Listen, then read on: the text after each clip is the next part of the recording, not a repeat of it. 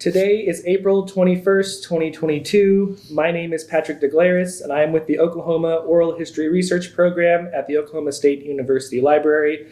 Today I'm talking with Bryan Padgett about his experience during the COVID-19 pandemic in Oklahoma. We'll be focusing most of our time discussing his role as pastor of Redeemer Church in Stillwater, but I have some more general questions about life during the pandemic as well. This project is supported through the Institute for Museum and Library Services American Rescue Plan grant funds. Also for context, Bryan and I know each other because I'm a member at Redeemer Church, so that's just some background for the interview today. So thanks for talking with me today, Bryan. Yeah. Just to start off, I thought I'd ask if you could just tell me a little bit about yourself. Yeah, so Bryan Padgett, born and raised in Waco, Texas, lived there until I graduated high school, came to school here at Oklahoma State University, graduated May 2002. After I'm now married, met my wife here. We're 4 years apart, so we didn't necessarily meet at school. I was working here, whatever, and we met, got married, now have 4 children, 1 on the way, so we'll have 5 soon. We live here in Stillwater again, moved back here in 2015 to start Redeemer Church. In the in-between, traveled around the country with an organization that visited different college campuses and different campus ministries, worked for some groups that worked internationally, and then worked at a church in Lubbock, Texas before coming here. So the third of 4, I got 2 older sisters, younger brother, parents. Most of my family is from Texas or Oklahoma.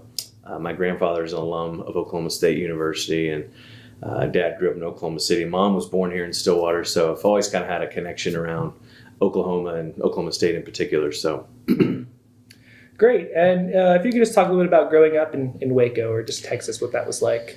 Yeah, so Waco was interesting. I grew up in Hewitt, Texas, right outside of Waco, Hewitt and Woodway. So went to Midway High School down there, and it was a bigger 4A high school. So 4A in Texas, is equivalent to probably 6A here in Oklahoma. That's not a jab at Oklahoma at all. That's real. But they're actually now 5A or 6A down there. I think they've grown a lot. But no, growing up there in Waco was, we kind of came out of poverty. We weren't very well off, and so went to a really good school though. Had a good high school experience, middle school, all those other things. But yeah, I'm trying to think, I was just really involved in sports. That was one of my big things. Baseball was the sport I loved the most and was probably the best at. Played football for a little while, played basketball for a little while, but baseball was always the thing I loved. Then golf. Loved playing golf too. And I remember 93 when the whole Branch Davidian compound thing went down. That was a moment for our city. It was a big deal. Even though it was outside of Waco, it kind of did things, changed things for us and put us on the map, I guess you could say. Mm-hmm. Went to Baylor football, so it was part of Baylor University things. Never was really a big, part of Baylor University, but they were there. They were the big university, right? So you got to see sports and do all those things. It was fun. I enjoyed Waco. I think Waco's better today than when I grew up there. Maybe because Chip and Joanna Gaines, they've put Waco back on the map, but for better things in Branch Davidian compound, and so. They've definitely gotten better down there, but yeah, I think I had a fairly decent childhood down there. Enjoyed Waco for sure. Yeah. So as a pastor, I'll probably talk a little bit about just your faith background. How was it growing up? Was faith kind of an element of growing up? Was that, Sure. Did your family go to church, or what was that like? Yeah, so my parents, they took us to church growing up. They were Sunday school teachers for a while in a Baptist church down there. By the time I was a teenager, it was, my dad lived in Dallas, would come home on the weekend. So they were functionally separated, not really divorced until after I actually graduated college. But most of my childhood, it seemed like they were separated, even though that wasn't an agreed upon thing. He just worked up there. My mom lived in Waco, and I just understood it as, he has to work up there. As I got older, I'm like, why didn't we move up there with you? It doesn't make any sense. And so it really kind of tore our family apart in many ways. And so when that happened, church was kind of, my mom would go, but as we became teenagers, we were like, I'm not going to go. And so I, like others, kind of just rebelled, just slept in on Sundays and do any church stuff. By my junior year of high school, I became really active in a youth group, actually.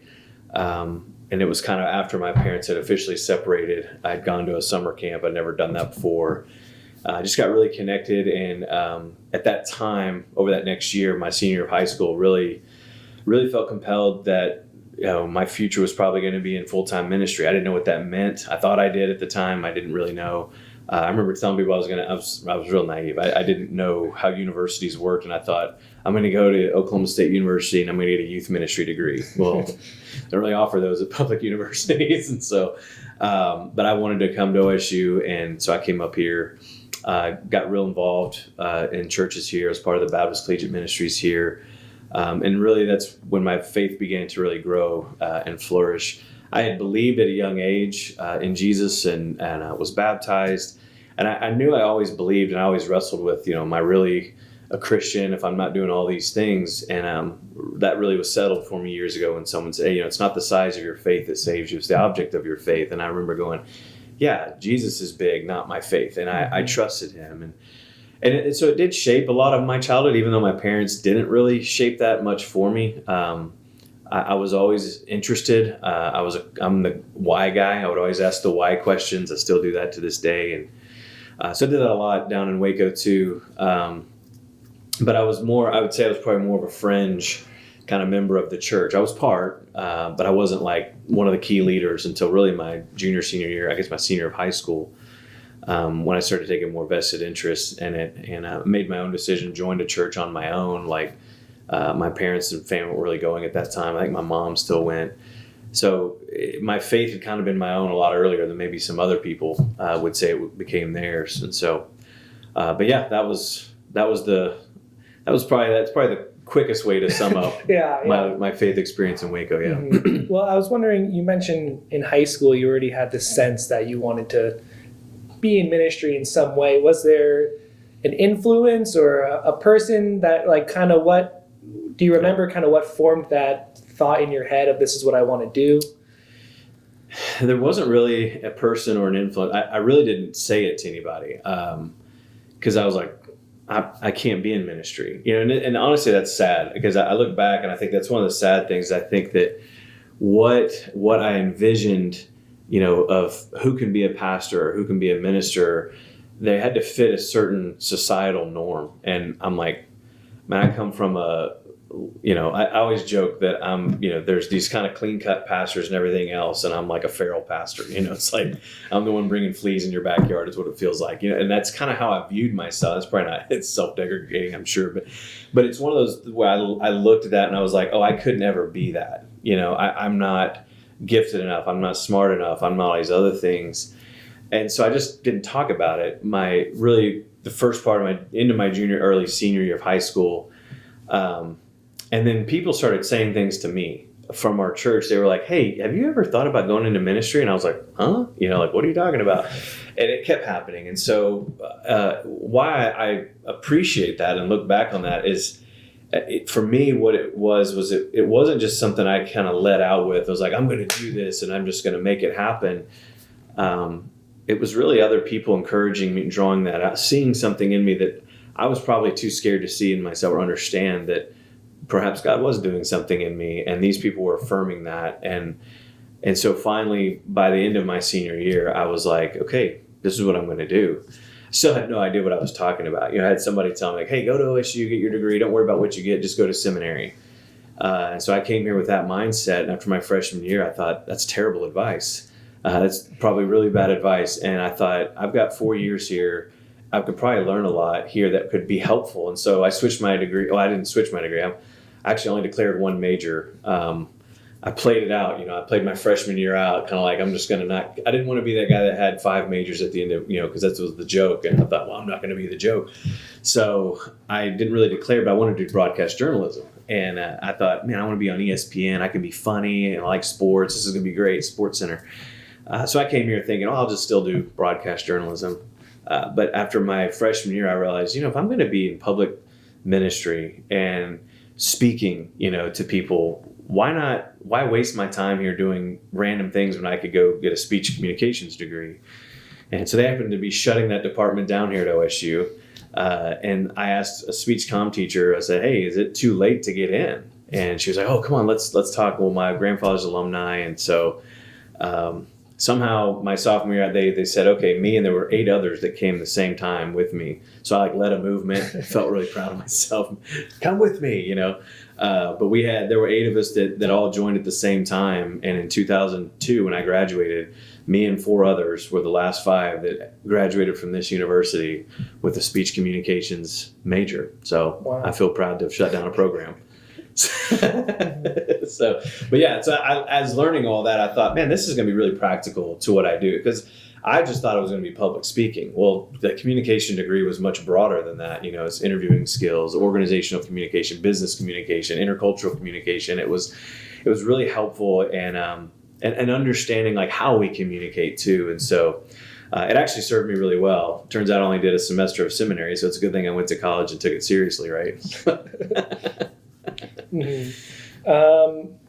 there's a couple of questions I want to ask about that. I guess talking about communications, I'm curious about that experience just in the early 2000s, kind of the rise of the internet. Like there's a lot more communication technology out there. I'm just curious, was that kind of an innovative program for, was it talking about how to communicate in all these new digital ways, or was that a component? Yeah, so the mid to late 90s, right, when AOL and the dial-in things, we all were already part of that. You had instant communication with, was it Instant Messenger or whatever it was called, and so it was interesting because actually I met a few people coming to OSU as freshmen through AOL Instant Messenger. I don't know how we all found each other, but so when I got up here, I didn't know anyone when I came up here, but I did know a few people because I connected with them online. So that was already a thing in 1998 as I was coming up here.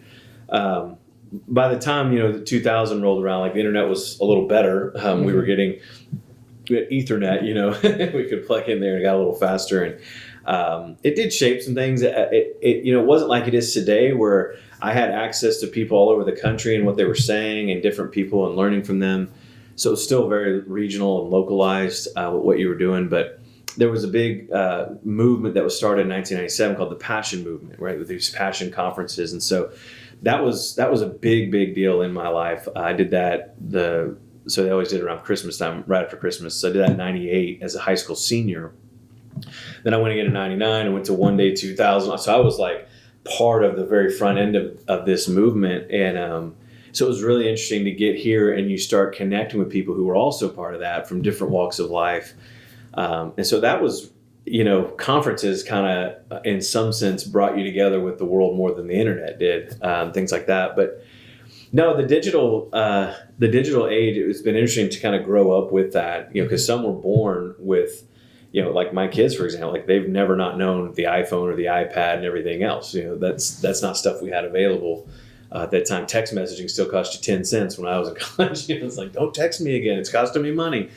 And so, but the digital communication, you were able to access more articles and books. Those were big things that were going on. Blogging wasn't really much of a big thing then, but it was starting to gain some ground by the time I graduated. And so, it was interesting to find different people. Most of it, though, was just face-to-face relationships here on campus, people that developed me and encouraged me. So, as I came to school, even I was further encouraged in ministry while I was here. But I don't know if I'm answering that question very well. Yeah, no, that was helpful. I was wondering specifically, too, for your communication degree, if they incorporated kind of these new digital ways to communicate. I didn't know if that... with the degree, Yeah, if the program really focused on kind of digital communication at all. It didn't. Okay. No, I there may have been some of it that I just don't remember, but it wasn't... Now that I look back, it's kind of intriguing because I felt like at the time there was enough there that we probably should have had, and maybe it was in another department. I know what I think is called strategic communications today. It was mass communications when I was a student. So it's likely they were doing that. Yeah. But in hindsight, I'm like, man, that would have been a really good one to have because digital communication was already around. It's kind of surprising we didn't have course on that or courses on that even. But no, I don't recall any that were specifically focused on that. Yeah. So you talk about your grandfather was an alum. I was just curious if you talk about how you ended up at OSU. Was college something you always knew you would go to? Was that something impressed upon you, or what kind of brought you to OSU too? Yeah, so growing up in Waco, right, the question I always get is, well, why didn't you go to Baylor? And I'm like, too close to home, too much money. I'm not a private school kid. We're going to afford that. But my dad grew up in Oklahoma City. My mom was born here in Stillwater, lived her first year of life. Then I think they moved to El Reno before Abilene, and she mostly grew up in Texas. My father, he said he went to school here in the 60s before he got drafted to Vietnam. I'm not entirely sure that he actually was at school here. I think he was in Stillwater. But my mom went to Texas Tech for a year. And so growing up in Waco, my dad was a big OU and OSU fan. My mom liked Texas Tech, because that's where she went. But growing up in the 80s in Waco, Texas, liking both OU and OSU, I actually took to OU more because they were the bigger football school in the mid 80s, and watching them win all this stuff. But I always loved OSU too. So everything was sports related. So this is how shallow my whole thing is. But I also understand how powerful that advertising is. You get a lot of people coming here just because they grew up rooting for this team. And so my senior year, I really wanted to go to OU, thought I could get in there. I was trying to get in-state tuition. I couldn't afford out-of-state tuition. And I was just like, man, there's no avenue to get to OU. And so I was all kind of depressed thinking I got to go to Texas Tech. No offense to Texas Tech people, but also all offense. So no, I thought, I'll go there. My sisters went there. I guess I'll just follow suit. And then a friend told me she was going to OU on in-state tuition. I was like, how can you do this? And she said that she goes, well, my parents and grandparents graduated from there, so I get an out-of-state tuition waiver because they're alumni or whatever. I thought, my grandfather graduated from OSU. So I looked into it, and sure enough, because I think it was because he was part of the alumni association, whatever it was, I got the Legacy Award, and it waived out of state for 5 years. And I thought, this is it. So I applied to OSU. I didn't apply anywhere else. The only school I applied to, and they had 3 requirements to get in, right? So you had to have an SAT score, ACT, or be in the top third of your graduating class. I took the ACT, and I didn't do great on it. I didn't really prepare for it either. And then I knew I was in the top third of my class, and I thought, I'm going to roll with that. I'm not paying for more tests. So I'd literally never taken the SAT in my life. Did the ACT once.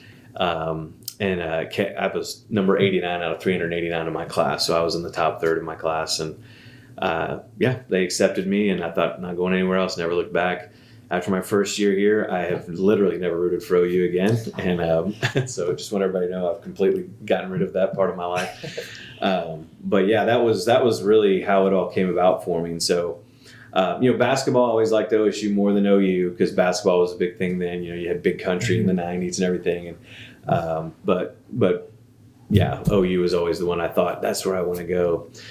My brother, sadly, is still that way. He still is a big OU fan, and so people can pray for him. But no, so it's honestly interesting how I got here. I ended up being the only other person in my family that went here, other than my grandfather. Also, the only one that graduated. College, I think I took it for granted. It was expected, or it was encouraged, I guess. That was the hope. But when I look back, I'm like, in my family, neither one of my parents have a college degree. So it was really kind of a new thing for our family that we did. There's others in my extended family that have a college degree.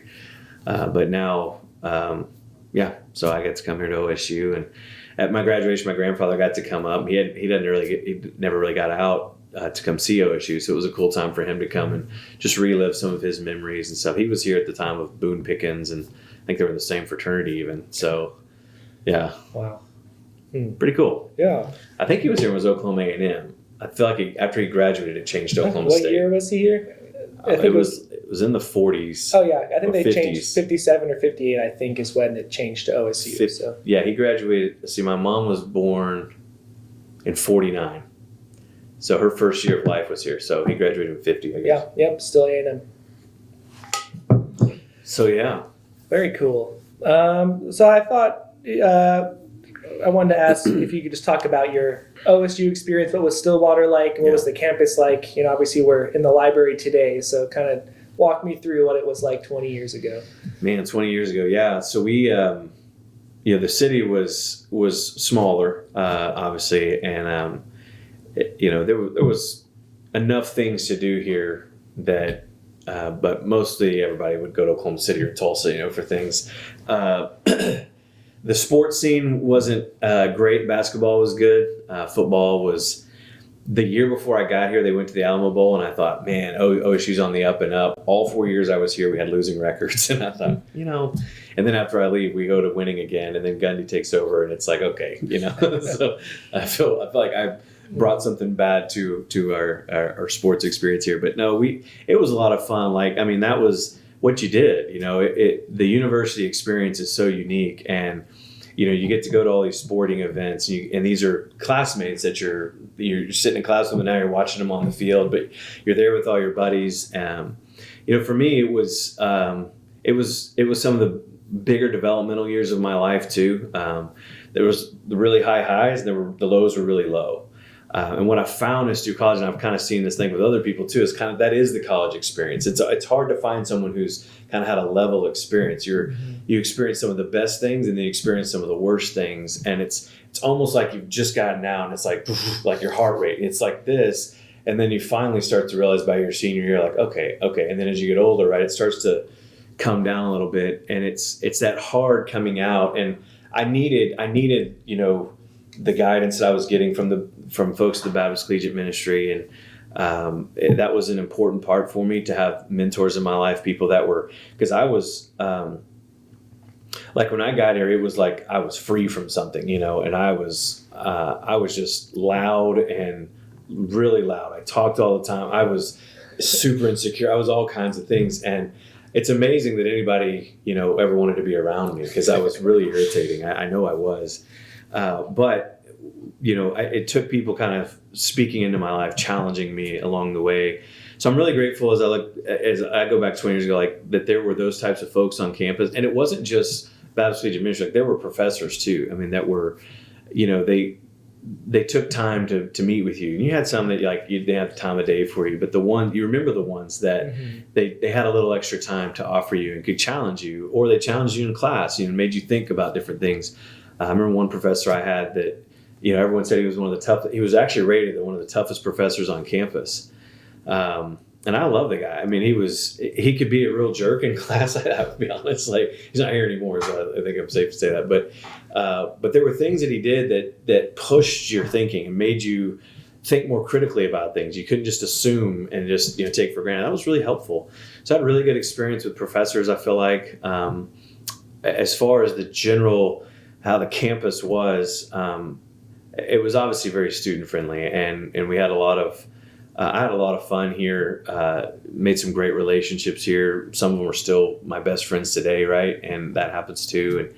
And I think as far as throughout the city, that was one thing I really wanted to do better, was be a part of the city. So the church I ended up going to here was not the popular college church in town. It was, in fact, me and about 8 others showed up randomly on one Sunday to the small little church that was mostly older folks, and they had an extended greeting time. They were so surprised all these college students showed up, and so I ended up staying there for the next 4 years or 3.5 years, whatever, and just being a part of that. And they gave me opportunities to preach, and they gave me opportunities to do different things that actually helped me grow and develop, which I wouldn't have gotten in other places. And so that was really cool. But it gave me a heart for the city, and so it was interesting because my wife, one of the things she reminds me of is, I think it was not long after we met. We were out at Boomer Lake, and that was the place I'd always go out to. I had a spot out there that I'd go at night, nobody's around, and I would just go be alone and pray and do whatever. And so we were having to be out at the lake, and I was kind of showing her where the spot was, and I'm just kind of looking out over the city. And she remembers me saying this. I remember it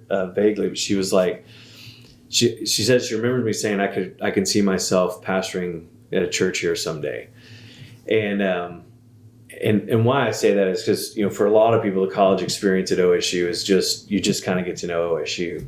But there is a whole city here, and one of the things I'm realizing, and I say this all the time, is there's a difference between community and friendship.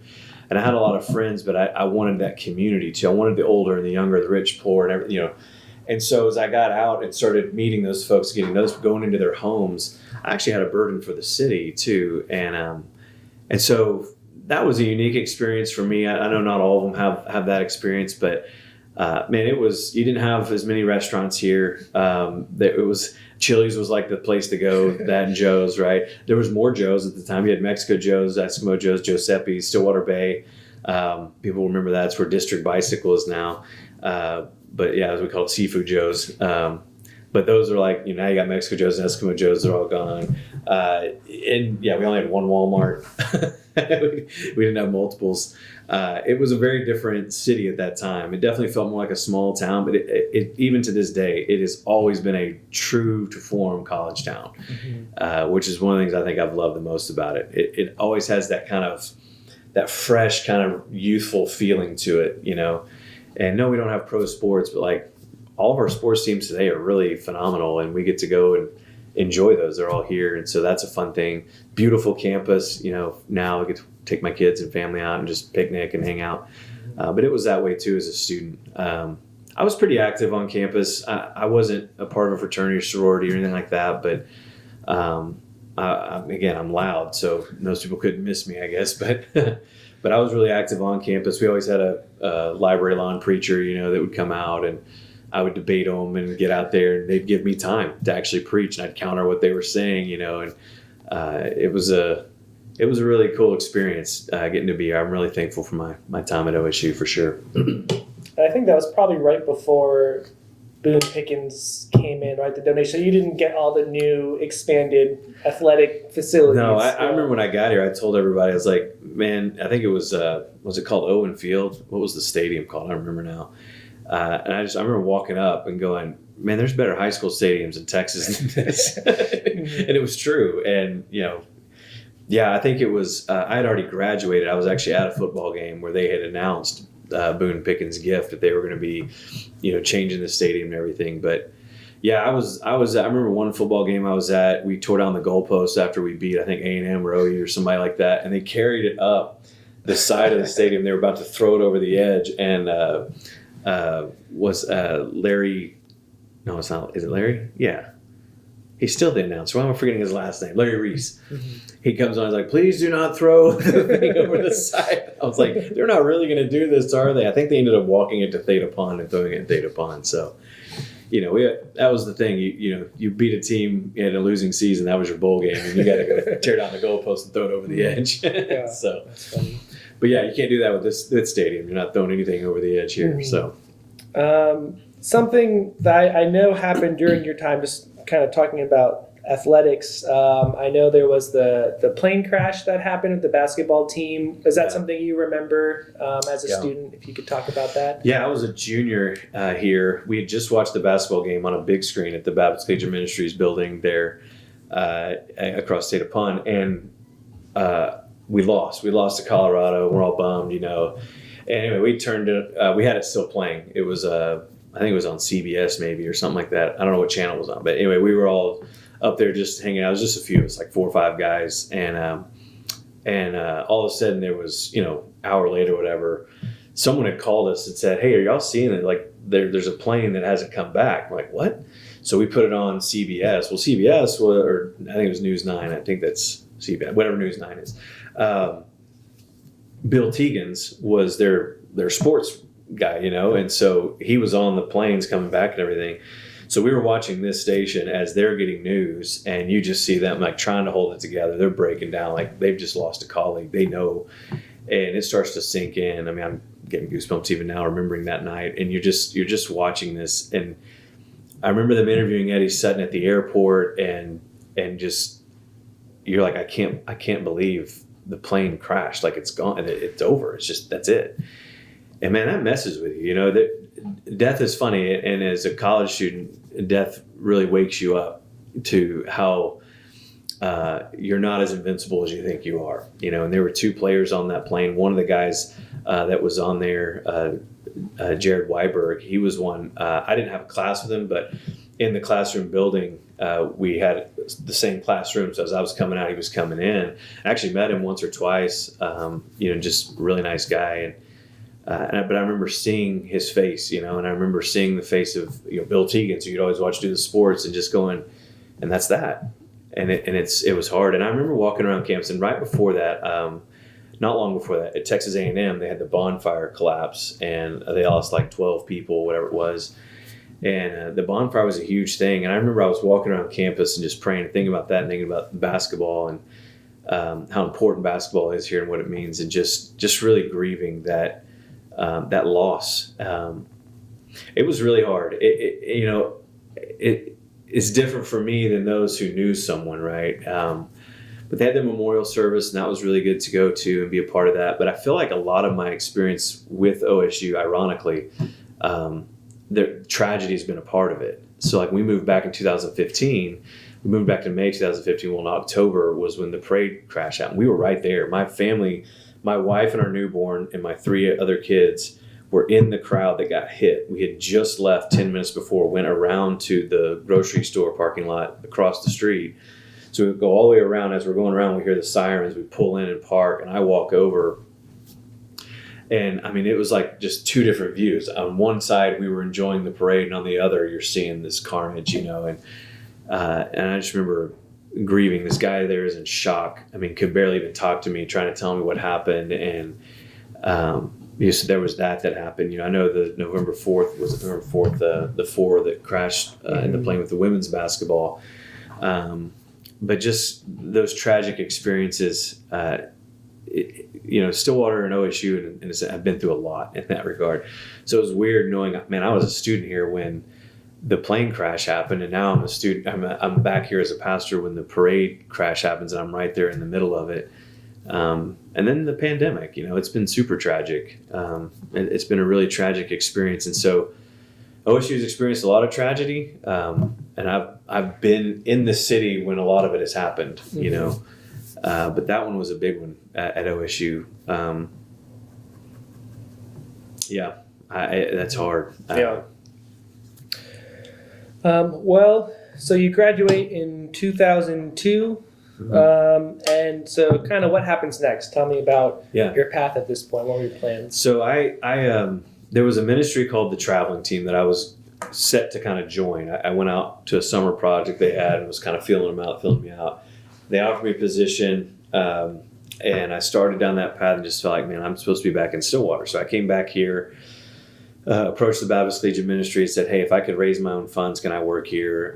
So I did, and I don't know why. It felt like something was unfinished. That's all I can really say. So I came back here, did ministry within that context, ended up meeting my wife during that time. Maybe that's why I'm supposed to come out. I don't know. So, but we met actually on my way out. I ended up joining that ministry after all, the Traveling Team, about a year and a half later.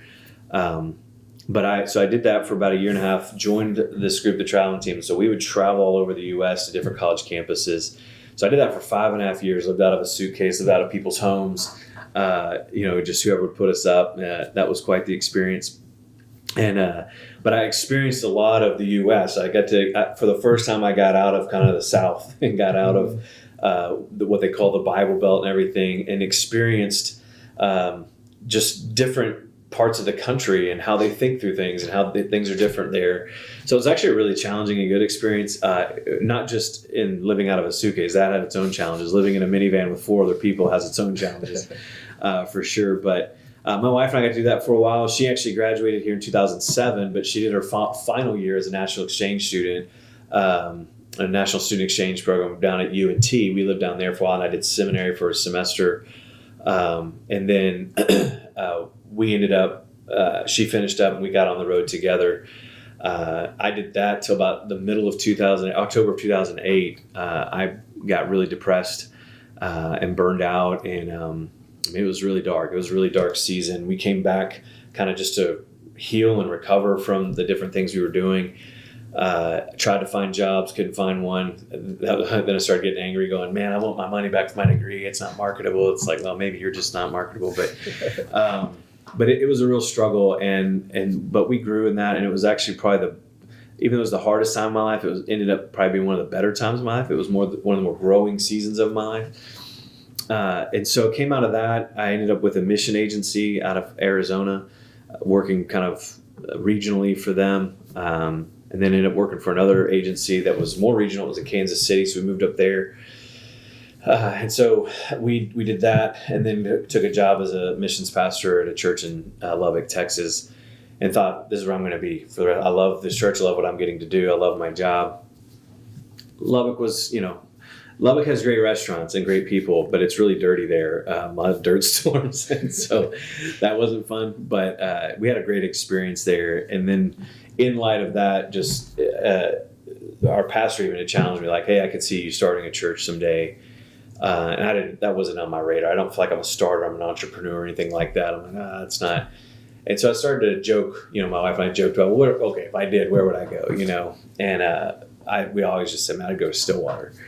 And so a year later, that was 2013. So 2014, almost a year to the date later, I don't know. There's just overwhelming feeling of like, I think we're supposed to move. I think we're supposed to go do this. And so I went back and told my wife, and she's like, yeah, I think I'm with you. And talked to the pastors of the church. And after some time of prayer, just everyone said, yeah, we think this is it. So shifted my job to kind of more of residency, developing me to think through things. And then in 2015, we moved here. So that's to start Redeemer Church. And here we are 7 years later, still going. One thing I'm thinking about, so you graduated in 2002, and then did you move to Lubbock? Was that 2012? 2012, yeah. Okay, So 10 years later, yeah. About a decade. I'm just curious, thinking about, you've kind of got exposed to like what community means in college, and then you kind of spend the next decade traveling a lot. Was that, what was that experience like? Either whether it's like through ministry or just like personally, like how were you able to really set roots, or how was that different? Yeah, I think I'm still recovering from those 5.5 years. There's a lot of, when you graduate college and you do something like that, it sounds really exciting. Man, I'm just getting to travel around. I'm using my degree, right? I'm public speaking almost every night, giving these 30-minute presentations, meeting one-on-one with people, meeting in small groups with people. And it sounds exciting. 9 months out of the year, you're on the road. You're getting to visit places in America that people vacation. You just happen to be there, and you get to go and see it. So I saw lots of places that I've been to New York City a few different times now because it was close to one of our summer projects, and I got to go there. Otherwise, I'd have never gone to New York City, and definitely couldn't afford to stay there. And so, you get to experience all these different things along the way, which are really cool. But it's not very community oriented, right? You're always bouncing around. You have no home. And I felt that a few years in. And so this is one of the digital things, right? Ended up happening is I said, I'm like, every week I'm hearing different pastors going to different churches. I'm like, I'm not getting anything consistent in my life. And so I started listening to podcasts, right? That was the thing that was coming out. And podcasted one pastor, just thought, I'm going to listen, let this kind of guy be my pastor right now, at least in teaching me. Not that I didn't listen to other ones, but so that kind of helped get some routine. But it's like, well, you're just listening to somebody. You're not really in community. And then when you're in a van with 4 other people, you think you're going to have this amazing, this amazing tight knit community, and you do for the first 2 weeks. And then the next 2 weeks, you start finding out your pet peeves. And then the next month, it's like no one talks to each other. And then finally there's a breakthrough, and you're like, okay, this is, But then you learn that rhythm. You learn how it's going to be. And it's really, really hard. And I still have good relationships with a lot of those folks. Like we ended up building some really good relationships. But all the people you know about an inch deep. But a mile's worth of people. You know all these people all over the country. And then you just kind of realize, man, nobody knows me. Mm-hmm. And that's a big part of it too. And so it really, as bad as it was, right, it actually was used, I think, to bring me to a lot of where I am today and trying to stress community and staying locked in. I mean, we have 4 kids that are born in 4 different cities. I mean, that's why I say I'm still recovering. So 7 years is the longest I've lived in one location outside of being born and raised in Waco for 18 years. I was actually in Stillwater for about 6 years because I graduated after 4 years, and then I was here for another 1.5 years. So it was about 5.5 years, whatever, technically, I guess, that I was here. And so that was the second longest. Now I've surpassed that finally at 7 years here. But all 4 of my kids, who are about roughly 2 years apart, were all 4 different cities: Dallas, Kansas City, Lubbock, and Stillwater. And we moved around a lot, but it was that was kind of what you knew, and so you never could plant in any one place. It didn't make sense, but I longed for that. I wanted that. So when we got to Lubbock, that's why I thought, okay, we're here. I'm not going anywhere. Mm-hmm. So to my surprise, 2.5 years in, I'm like, and we're moving again, so it's every time we've gotten pregnant, we've also been like, oh, we're moving. And so we just found out in December we're pregnant with our 5th, and we're like, oh, are we moving? So we might actually have 2 kids born in the same city for the first time ever. But it was lonely at times. It was isolating. I think that's why the depression ultimately hit. I'm real stubborn, so I think I learned I can go how long I can go being stubborn and hard-headed before it just all crashes in and hits. And what it was we finally had a local church that we'd connected with in that year that I had off the road, that they got to know us over that year. And I would come back to them and say, hey, help me out. Here's what's going on. And when I finally had those relationships and people who knew me, they were like, Bryan, this isn't healthy and it's not sustainable. You need to get off the road. And when I listened to them, it was like, yeah, they're right, But before that, I just kind of could put up a facade. I could put up that, no, I'm good because I'm going to go to the next town. I'm going to do it all over again. And it was hard because you kind of feel fake, and I'm not okay with it. Like I hate that feeling. I hate feeling like I got to put on a face for you. Maybe I need to be better at that. I've been told, you're not very good at being diplomatic. I'm like, well, I'm really angry right now, and I think you're going to see that. I don't know. So, but I had to learn to do that, right? Because we're going to the next town. Still believed in the message I was giving. I believed in what I was doing, but it got really lonely. And so that community piece that it had here, yeah, you missed that real quick. And what I realized too is that the community that the university provides is also, it's not a realistic community the rest of your life. Mm-hmm. And it's okay. But sometimes I feel like that's what we need to tell people and teach them that. Like, just tell them the truth. Like, hey, what you have here is you have a tight-knit community. You're going to see people all the time, every day you're doing stuff. But when you all are going to go take jobs in different locations. And then when you get there, people have kids, or people have crazy job schedules, or they have this, or they're traveling with their job, and you're not getting to see them all the time. You got to work to make it happen, because in this country, relationship is not the currency. Time is the currency, right? And time is money. And so I've got to make time for you, because if I'm not doing this, whereas you look at like cultures overseas, relationships are what mean the most. Mm-hmm. And we get that, right? Because all the time people say it's not who you know or what you know, it's who you know. And that's what that relationship stuff looks like. But I missed that in those years. That was really hard. And then working for the different agencies even. Wasn't there long enough to really form really deep relationships. And so there was that longing for it. And then we got it in Lubbock. And then we're like, oh, well, let's go take this to Stillwater, So what's what we're trying to do, mm-hmm. build healthy community here, realistic community at the same time, while not ignoring the fact that you need friendships too, people your age and your stage of life. So.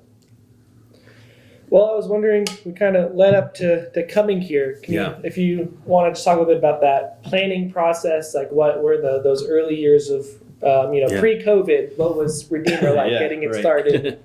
So we had, 2015, 2020, we had, it was almost 5 years to the date. So May 4th is when my family moved here. So March 2020, right? So we were almost exactly 5 years under our belt before the pandemic hit here anyway. So the first 5 years we moved here, we moved, we knew we had a baby coming in June. So we kind of landed here. It was more like, hey, let's take the first few months to just adjust. Let's just get here. We're not really starting anything. We're getting to re-know the city, get to learn parts of the city we didn't know before, have a baby, let's do that. So August of 2015, we started kind of collecting people that we had met, expressed interest, things like that. So we did a few kind of outdoor gatherings we did a cookout or whatever, just to kind of, hey, we're going to give you a meal, just tell you who we are, what we're doing here. If you're interested, come on back. So we would do Sunday nights at the community center downtown. We did kind of these meetings of just kind of talking through who we desire to be, what we're trying to do here. And then finally kind of challenge me, like, hey, if you're interested and want to be a part of this, here's how. We did that all of 2015, 2016, the end of spring of 2016, it all kind of fell apart. And like almost on 1 week at the very end of May. And I just was like, what is happening? I don't know. What have we done here? So we went into that summer really wounded and just thinking, what did we do wrong? Like, what's happening? And it felt like it was all falling apart. And by July, I just kind of said, like, okay, we're going to revamp this thing. So like I said earlier, I've never felt like a starter. Like I don't feel like I'm one of those people that's like, okay, give me a blank sheet and watch this. I can make it happen. I think visionary type. I think like that. But for me, I've always thought of myself as more, hey, I see everything in puzzle pieces. So like I can see the vision, but I can see how it all fits together. But give me your jumbled mess and I'll sort it out. I can do that. Like I'm better with that. And so I always joke around that I felt like my first year here I had to make a mess of everything so that I could finally sit down and do what I'm really good at. Because by July, I'm looking at this going, okay, that's it. We're going to replant our plant. We're going to restart this whole thing. And I messaged everybody and said, hey, if you were committed here, we're starting all over. You're no longer committed. You are free. Do whatever you need to do. But if you want to be a part, here's where we're going. And just straight started all over in August of 2016. And once we did, we got a lot healthier and stronger. People knew more what was going on. People were committed and joining in. And so we really began to grow. We launched our services August of 2017, a year later. So that's when we consider our official kind of birthday, I guess you could say.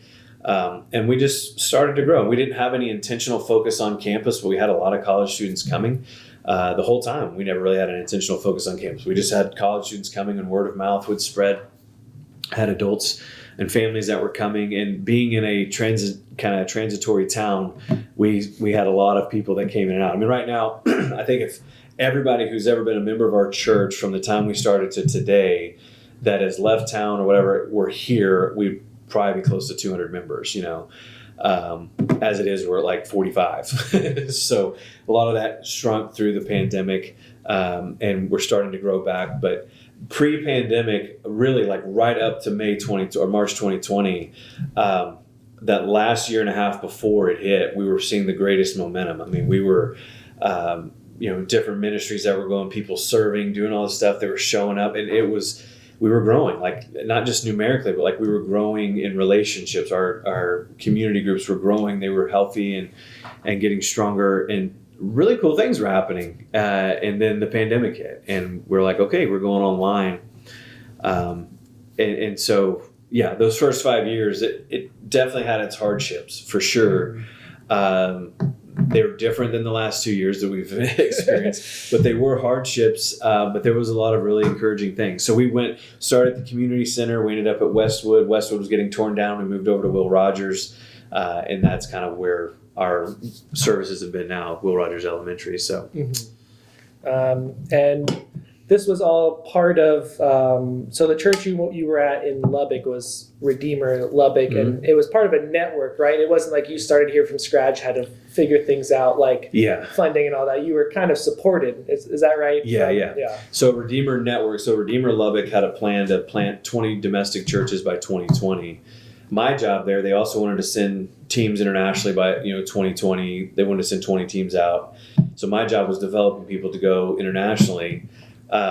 Ended up being one of the ones domestically. I think we were one of the 10 or 11, number 10 or 11 church that went out. Well, what they decided was that as they sent churches out, some of those that had been out for 4 or 5 years, they were starting to send other people out to plant. And they said, oh, hey, what if we kind of form this kind of relational network? We all kind of know each other, come from the same home base. So we're not a campus of Redeemer. We're our own church, but yeah, they helped train me and develop me. They gave us funding. I got funding from other churches as well. We're part of the Acts 29 network of churches, and so we got funding from some of those churches as well. And then we have individual donors, as family members or other people that we've met along the way that say, hey, we want to invest in this too, that helped get us started until we could get people that were joining the church internally that were helping to fund it. And so even at this point, 7 years in, we're still dependent on external funds, not as much as we did early on, but we still have some folks giving. And so, that was a big way to get started. So the Redeemer Network has been crucial in this whole process because, as different things arise, I've been able to call on them for help and learn from them. Some of them served as advisory board members while we didn't have a team of elders yet. That really helped me process through different things going on in the church, how to do things that we were doing. They helped look at budget and approve budget and talk through those things. And so there was a ton of resources and help that came from the Redeemer Network out of Redeemer. So yeah, when I got sent, they legitimately sent us and took care of us the whole way. Even now, still have the connections with all these guys that we're affiliated with there. So yeah. Mm-hmm. I think I've got one last question pre-pandemic, and then we'll kind of, because I want to know a little bit of this now, so that when we look at this, we can kind of compare. So this, am I right? Was this kind of your first experience in like a higher level leadership capacity, or like planting Redeemer? Is that fair to say? Probably. Yeah. I mean, I was a director of. I was a director of recruitment and mobilization for a mission agency. It was higher up, but it wasn't an executive position. Yeah. Missions pastor at Redeemer Lubbock. It was high up, but it wasn't executive. So yes, this would probably be the first time where I'm like, I guess in an executive leadership type role. Or more responsible for a church or congregation or whatever. So I was just curious, especially with that kind of first year trial, kind of the experiences in leadership, what that was like. Was it a growth period? Like you said, it was challenging. I was just wondering from a leadership perspective. Yeah, no, it was. Like. And this is where I think the Redeemer Network was so helpful, because these guys had all been doing this for a while or whatever. So it was interesting to see which ones I could glean from them, because there were times where I don't need the person that's just planted 5 years ago who's basically like me. I need someone who's done this for 10, 15 years to help me go, this isn't crazy, like this is normal, So yes, them speaking into these things was really, really helpful, and establishing me as a leader. And I try to own it with our church. Like I've failed in many ways along the way. I'm not afraid to admit those failures. And there was just things that I thought were going to be great or thought would be good, and it just wasn't. And I got too excited, started something, and it was like, okay, this is a bad idea. And you had to own those things. And so I'm one of those that's actually okay with that. I prefer maybe people fail more in the context of leading than just in the classroom. Sometimes you need to fail in the classroom and grow from that. But sometimes you need to fail in leadership and realize, hey, it's okay. The sun's going to come out tomorrow. We're going to own our mistakes.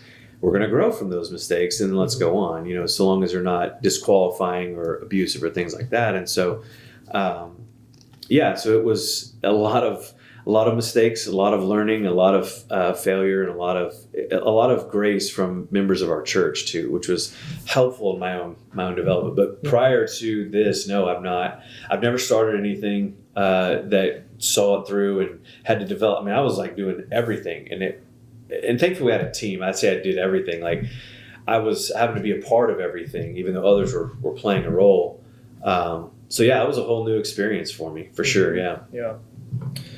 All right, let's kind of move now to kind of late 2019, early 2020.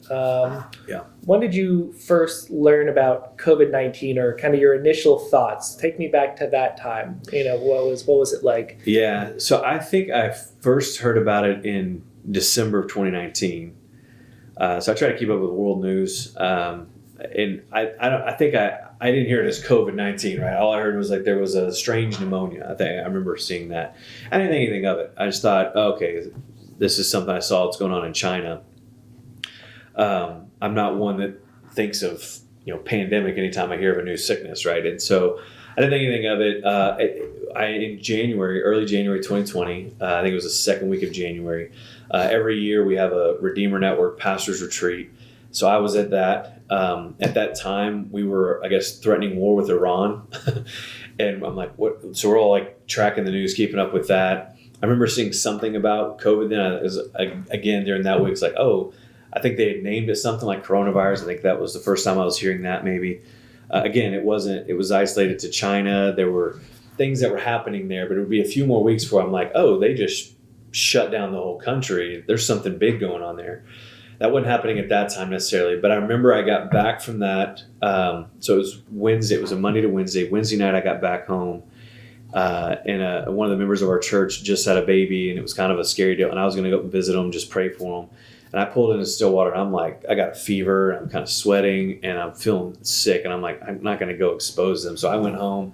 The next morning, I tested. I had the flu, and So quarantine, I was in my back bedroom. They gave me Zofluza, which was incredible. It was a 1 pill thing, and like 3 days later, I felt almost normal. So that was really great, antiviral. But I remember that whole Thursday just miserable. But they shut the door because my wife she gets sick really easily. Now we've learned she has a autoimmune disorder or autoimmune disease. We didn't know that at the time, but it made sense. She always got sick. So I don't want her to get the flu. I didn't want the kids to get the flu.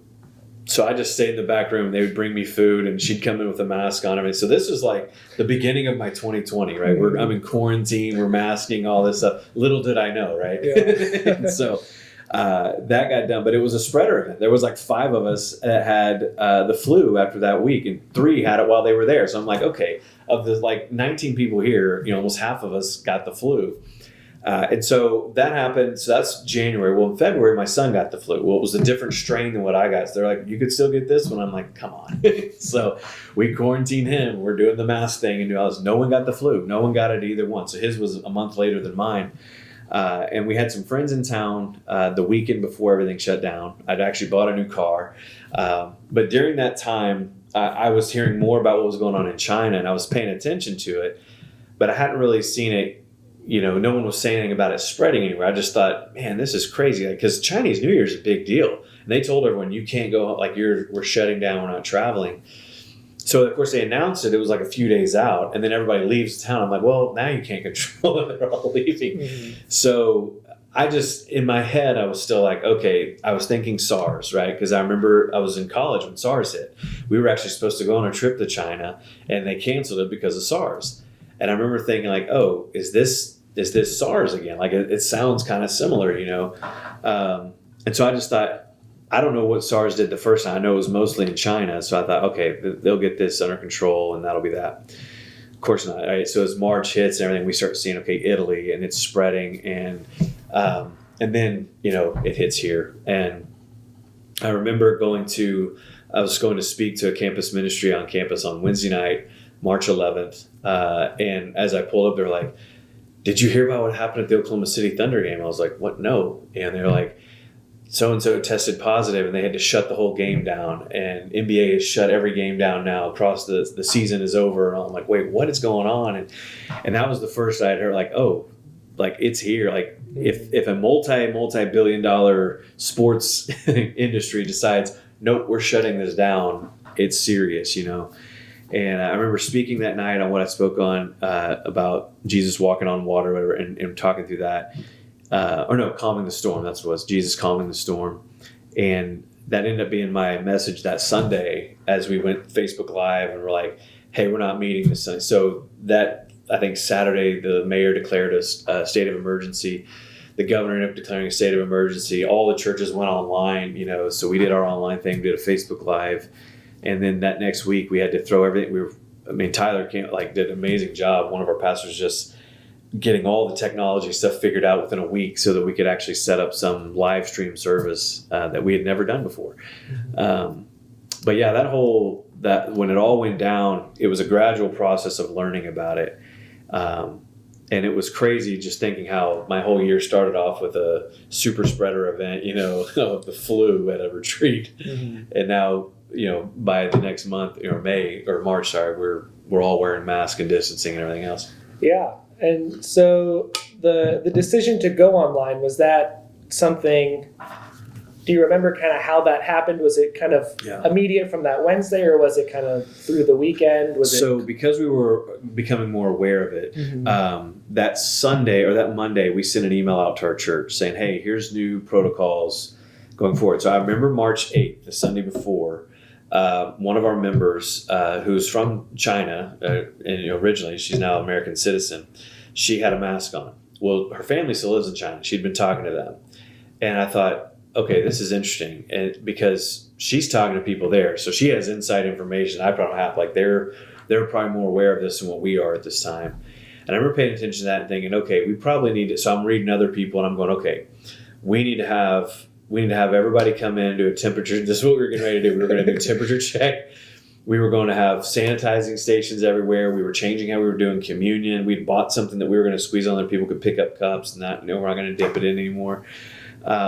And so we were fully prepared for, okay, this Sunday, here's how we're going to do this. Like if you're feverish at all, do not come, like stay out, which is probably what people should do anyway, right? But not everyone does.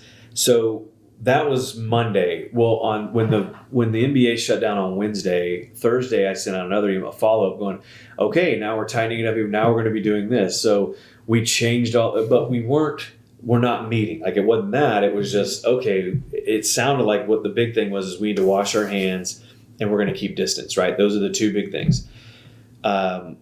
Then on Friday, we sent out another email. I think Friday was the one where, I think the 13th is what it was. I think is when Mayor Joyce declared a state of emergency for Stillwater, and they were asking us to not meet and everything. So we went online. We sent out the last email saying, change your plans again. We're not meeting at all. So we have small groups to meet throughout the week called Gospel Communities. We said, hey, those are on pause for right now. Everything's on pause. Join us Sunday morning for a Facebook Live. We'll give you more update there. Take time to pray and everything else. So it was that Friday the 13th that we said, all right, we're going online this Sunday, and we didn't know how long it was going to be. It was crazy at that time because almost every church in the country did and said the same thing. We're going online because this is the way we're going to love our neighbors. We're going to love one another. Like this is the way. We don't want to spread the virus unnecessarily. We don't want to do this by gathering and helping it spread. So we're going to go online to love our neighbors and to show one another we can, And I thought this is really interesting. Like looking back now 2 years later, going early on, some of the loudest people that have been attacking the government and everything else, there is video out there of them saying, this is the way we love our neighbors. This is how we're going to do all this. And within a month, it was different. Mm-hmm. So it was encouraging because we weren't the only ones at the time. I had been talking to a few other pastors. They're like, hey, what are you doing? What are you doing? Like, we're going online. They're like, yeah, we're going online too. Pastors were opening up their building to other churches that didn't have video capabilities to say, hey, if you want to use space here, you can do that. I thought that was really cool. People were kind of working together.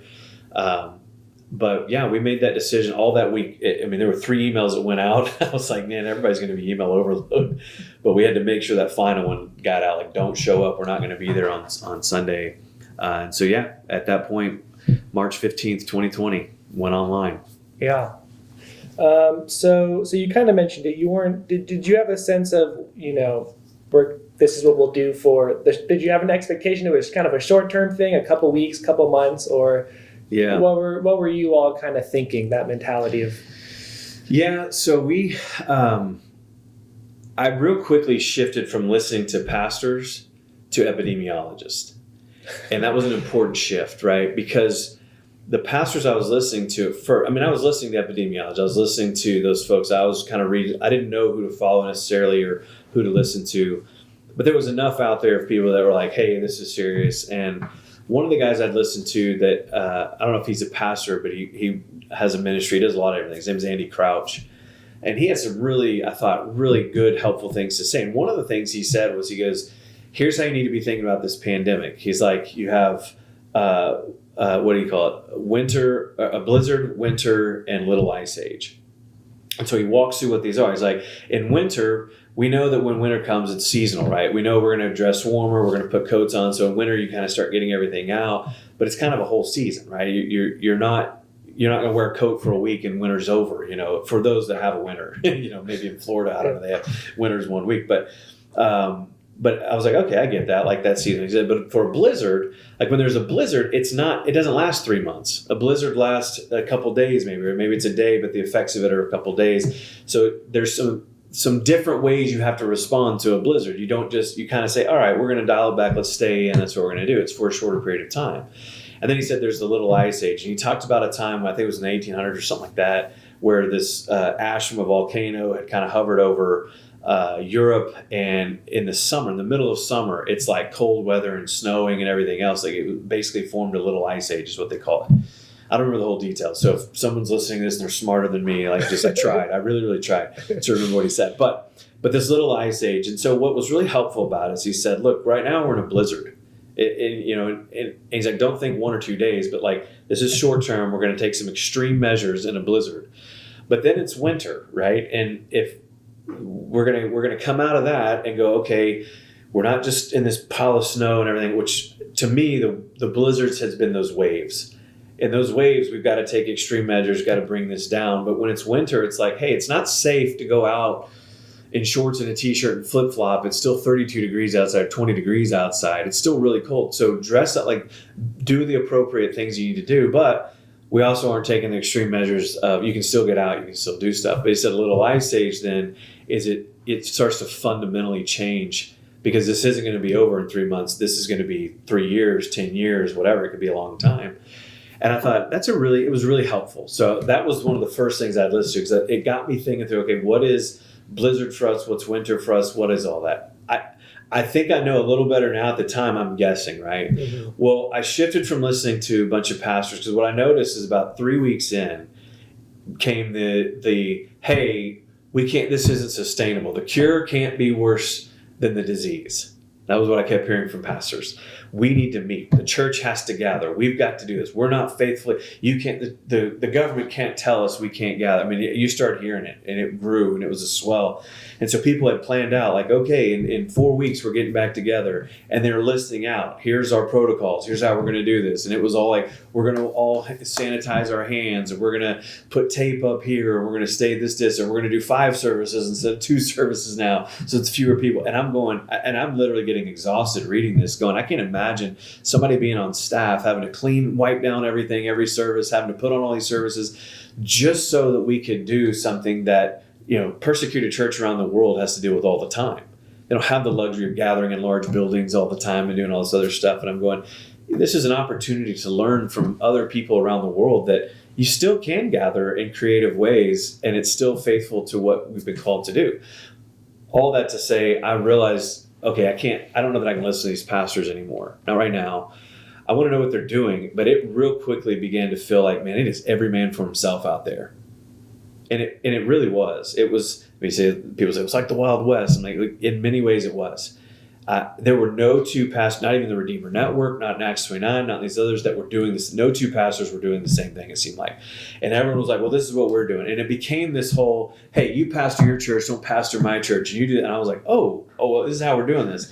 So I just real quick, it was like, okay, I found a few epidemiologists. One of them is a woman at Baylor University, and she's married to a pastor. And she's a Christian even, and she's writing about all this and saying how your church shouldn't be meeting right now, or she would say, hey, if you're meeting without masks, you should be meeting outside if you can. So I'm listening to her. I'm listening to non-Christian epidemiologists around the country that are highly valued and like they know what they're doing. They've written on this stuff, and they're all saying the same thing. And I'm going, okay, I don't know, these people that are really well educated and have studied this stuff that I think genuinely do care about people. They're not out there trying to make a profit off of scare tactics. Like, they're saying, no, look, this is how we get this under control. And I know the CDC and others, they flubbed up the mask stuff from the beginning. I get that. And so when the mask mandate came for Stillwater, right, and I see Christians launching out at the city, I was like, you got to be kidding me. But we knew at that moment, like, we're kind of on our own. I mean, there were others in town that were doing things too, and I at least got knew who they were, and we got connected together too. But our goal began to go, we're going to listen to the experts, and then we started going, okay, we also got to pay attention to the immunocompromised in our church. So Jesus taught us, right, to care for the least of these. That's what he's always done, and those that are the most vulnerable among us. It was an opportunity for those that weren't vulnerable, those that weren't, not that they were afraid, but those that are like, hey, if I get it, I'm 99% chance I'm probably going to do all right.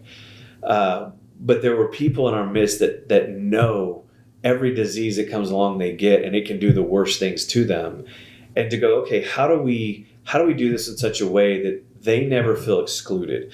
Because the language I started to hear from churches was, hey, we're meeting, this is what we're doing, and if you don't feel like you can come or you're vulnerable, stay at home, we're going to have an online service.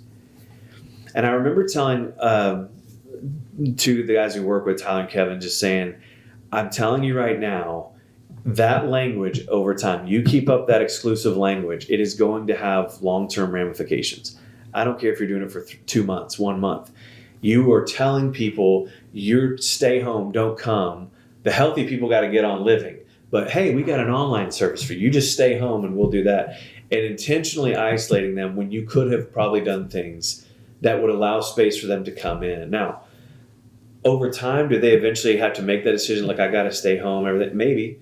And you still offer that online service, but you still got to create space for them to be able to meet with people face to face.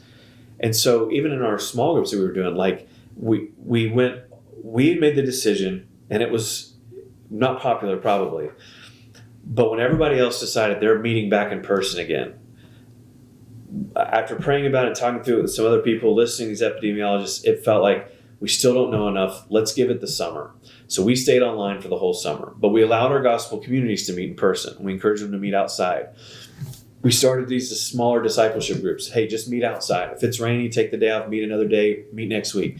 But it's the summer, go meet outside. It's okay. Because we learned if you're outside, you're going to be better. If you're still going to be face to face, fair enough. But most likely people spread out a little bit. Outside, you're going to be fine. What we had said early on was, if I get COVID because I go and serve someone else or I'm helping someone else, then I'll get it. I'll do that. I'm not going to not serve other people and help out, but I'm also not going to spread it in my city. And we knew that Sunday morning was our most public facing thing that we did. Anybody and everybody welcome, come. And so you don't know I'm not in the business of policing everybody's lives and trying to figure out, are you following all the COVID protocols? Okay, well, you can come on Sunday. I'm not going to do that. So we want to welcome people in, but we also don't want to become a spreader event every Sunday because we decided, well, this stuff is foolishness. We're not going to do that. So we said, hey, for the summer, we're going to meet online as we're trying to figure this out. But we didn't mind doing things outside. We got heat for it because I spoke at a protest, and everyone was like, well, so we could be at a protest. I'm like, but we all had masks on outside, and we didn't have a problem with that. But I'm like, we weren't meeting inside. We weren't, those were different things. And so we finally realized, like, hey, what if we could meet outside? And so we chose to do that. We found Couch Park. There's a pavilion there, and from August, so I think it was, our third anniversary was August 2020. Yeah. So we celebrated our third anniversary by coming in person again for the first time since March. And we met outside with masks on and distanced from August 16th, I think it was 2020.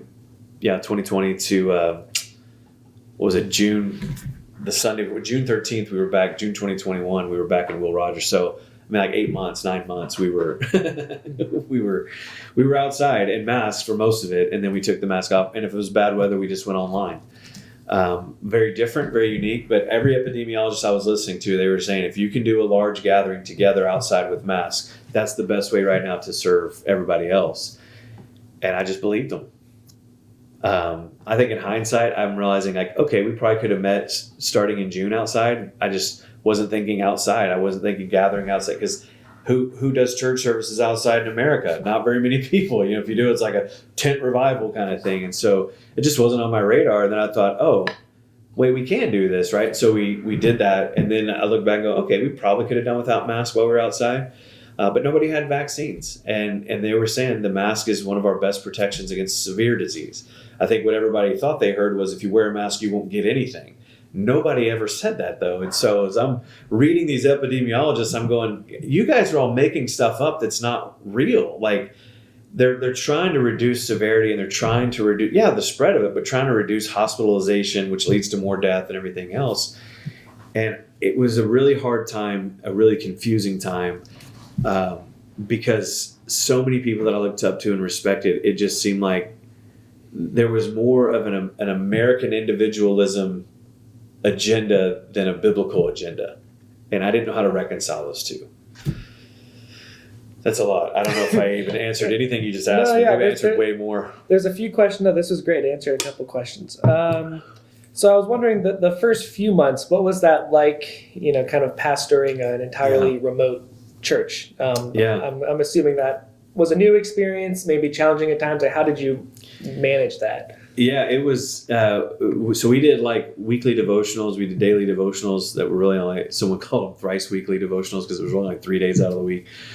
We did those in the morning, just a way to try to encourage people. So one of the things I tried to really pay attention to, so we did these podcasts too, and we interviewed mental health professionals because we knew that was going to be like, hey, get ready. We interviewed someone from the hospital, the Chamber of Commerce, learned about the city. The George Floyd thing happened in May 2020 there with Ahmaud Arbery and Breonna Taylor, and that was kind of all at the same time. So we did a race in the church, race and racial reconciliation podcast. We did a podcast with a church pastor in another country, like what's it like over there. So we're just trying to do stuff to kind of give people different. I interviewed 2 pastors here in town. What are y'all doing? Just trying to learn how you are taking care of folks and what you're doing. Just to try to get resources out. We thought, okay, we're going to do this. We changed our whole website. We wanted it to be a landing page and a resource. So that first few months, we created on our page a COVID-19 page. And on there, you could go and find, we had links to epidemiologists, who to follow. We had links to the Payne County Health, facilities, whatever, all the different like medical stuff. We had news links. We had, links for like parents with small kids, like here's things you can do at home, here's free things that they're offering. Like they were giving tours of museums, like, hey, here's a free tour of the museum. And we just wanted it to be a resource, a place, a one-stop shop where we could kind of curate a bunch of different resources into one place and serve our city that way. Within that, we also, right at the end of March, we created a benevolence fund, a COVID-19 benevolence fund.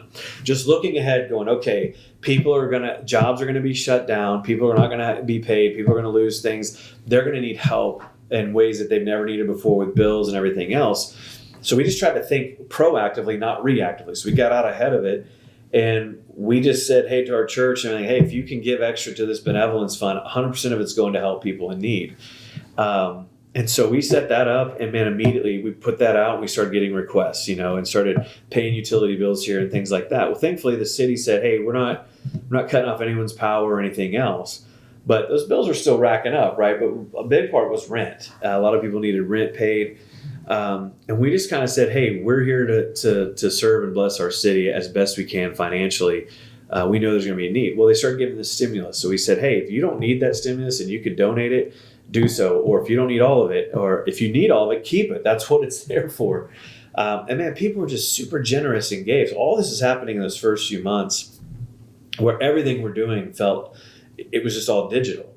But we were still, I tell people to this day, like the rest of 2020 into 2021, we probably had, because I think the knock that I've gotten from people, or people think, is like, well, this isn't sustainable. You just can't see anybody this way. Everything's digital. You don't see it. And I'm like, man, we had more people over to my house in that 1.5 years, 1 year, from March 2020 to March 2021, than we probably did the 2 years previously combined.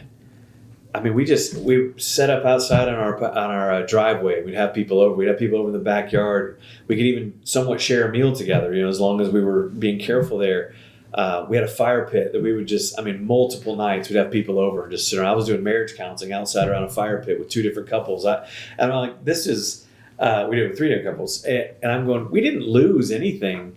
We just moved outside. And yeah, I got a little uncomfortable at times, but we didn't risk anything for anybody else. And I didn't put my wife at risk or anyone. So we didn't cut people out. But in those first few months, what we realized was there's being everything digital. Everybody was talking about Zoom fatigue. That was 2 weeks in. I'm already tired of Zoom. Man. So we realized okay, Zoom fatigue's a real thing. People were naturally getting depressed. This was a depressing event that was happening, and we were collectively being traumatized and feeling this. So what we kind of decided to do is hey, we're full-time staff. We're going to put more on our shoulders, and we're going to just serve. We're not going to ask anyone else to do a lot of things right now. They don't have the bandwidth. They don't have the capacity. They're tired. And so we just kind of took it on ourselves and say, all right, we're going to create, hey, you can't read the Bible right now. Come get on this daily devotional. We're going to read it to you, and we're going to do this. Maybe just listening right now is all you can do.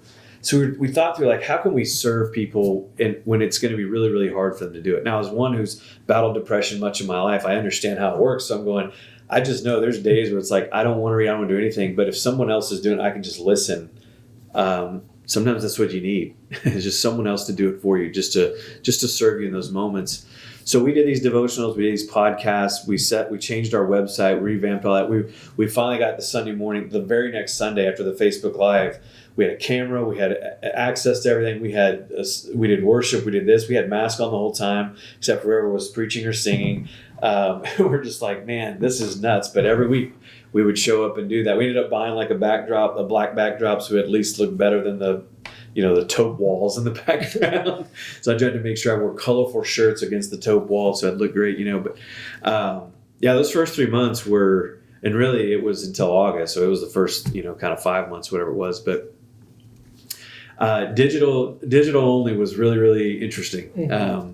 It definitely had some challenges. There was things I realized I was like, I hate this. I don't want this to be my future. I didn't, because it is just very two-dimensional and just, it lacks a lot. Mm-hmm.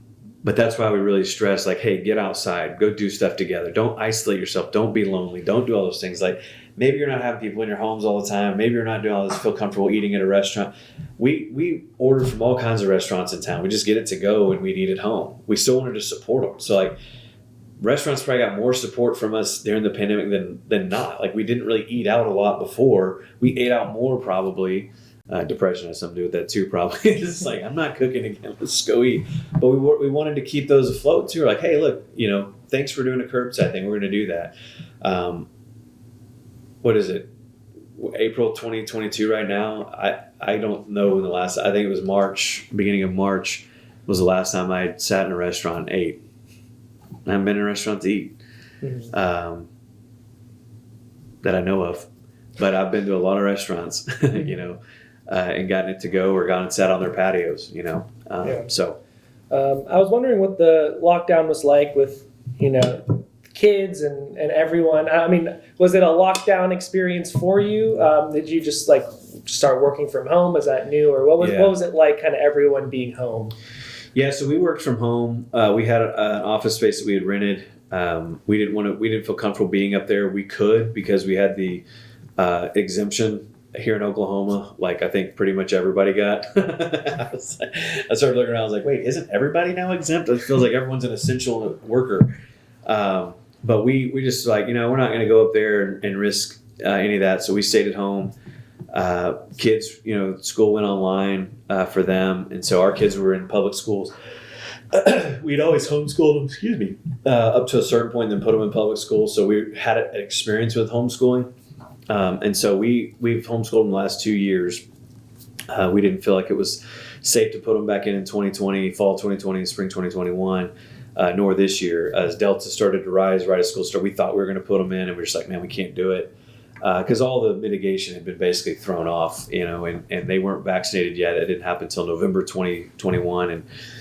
And so for us, bringing them back in, it was hard for them in the sense that they weren't able to go play with their friends. They didn't, we didn't know what we could do. Once we realized, like, hey, as long as we're outside, like, keep your distance, you're fine, And so they had some neighborhood kids they played with.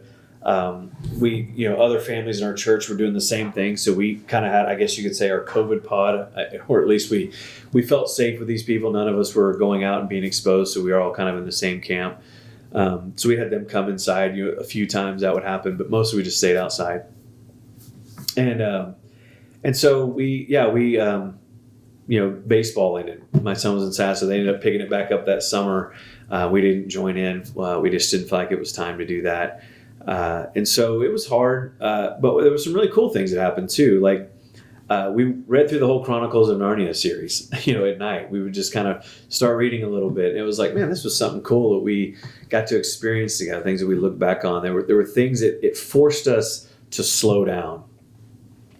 And I think that's probably one of the biggest things I've learned through this whole thing is the value of patience and slowing down. It felt like everything around us was in a rush, and all the complaining was like, we got to get back to normal. My kids have got to do this, and this. And that's not where it was for me. I think it was really helpful to just go, there's nothing I have to be at. Like, nothing is pressing right now. Nothing is urgent. Nothing has to be done. The kids don't have to do this. They don't have to do this. This is just a season. And we knew it was just a season. So we just kind of leaned into it. And then when school started back up, as we understood the pandemic a little more, even though there weren't vaccines, we knew we could be outside. And so they didn't suffer as much. They're all excited to go back to school. We're planning to put them back in the fall 2022, and they're excited to get back around there. We've our son, I'll never forget. Like, he kind of had some depression issues his first time. He's a 10-year-old kid, and just the thoughts going through his brain, he didn't know what to do with it. And I was so thankful in that moment to have known, to know what that is, and to just be able to love him and hold him through that and talk him through it and say it's going to be okay, and that was the only bout he really had with it. Our second oldest, she's a super extrovert, so she's probably suffered more at times than others because she just needs to be around tons of people. That's where she gets her life energy from, and so we've tried really hard to get her around people and play and do different things. So they started playing sports the next spring, and it's been fun, but it was hard in many respects. We figured out for me to work from home and do we figured all that out. And I'm not one that, if my kids come back there and bother me while I'm working, it's okay. My wife's like, leave them alone. I'm like, that's okay. It's a good break for me, Sometimes they just sit there in the room reading while I'm doing whatever. So Zoom calls even. But yeah, it had its challenges for sure. And I know my experience is just radically different than some others. I can't think of a single parent doing that. That's not the same thing. Mm-hmm. So I don't want to take that for granted. It wasn't the same for everybody, but for us, it had its challenges for sure, but it wasn't as bad as it would have been for some others. And that's what pained me too, to watch the expendable, the essential expendable workers that we were like, well, they can work, get them out there working. And I'm like, yeah, but they're at greater risk of getting COVID now, and they really need that job. And so if they get it and they have to sit out for 2 weeks, not getting paid because it's hourly, they don't get paid sick leave, and they got kids at home that they can't, I'm going, it wasn't the same for everybody.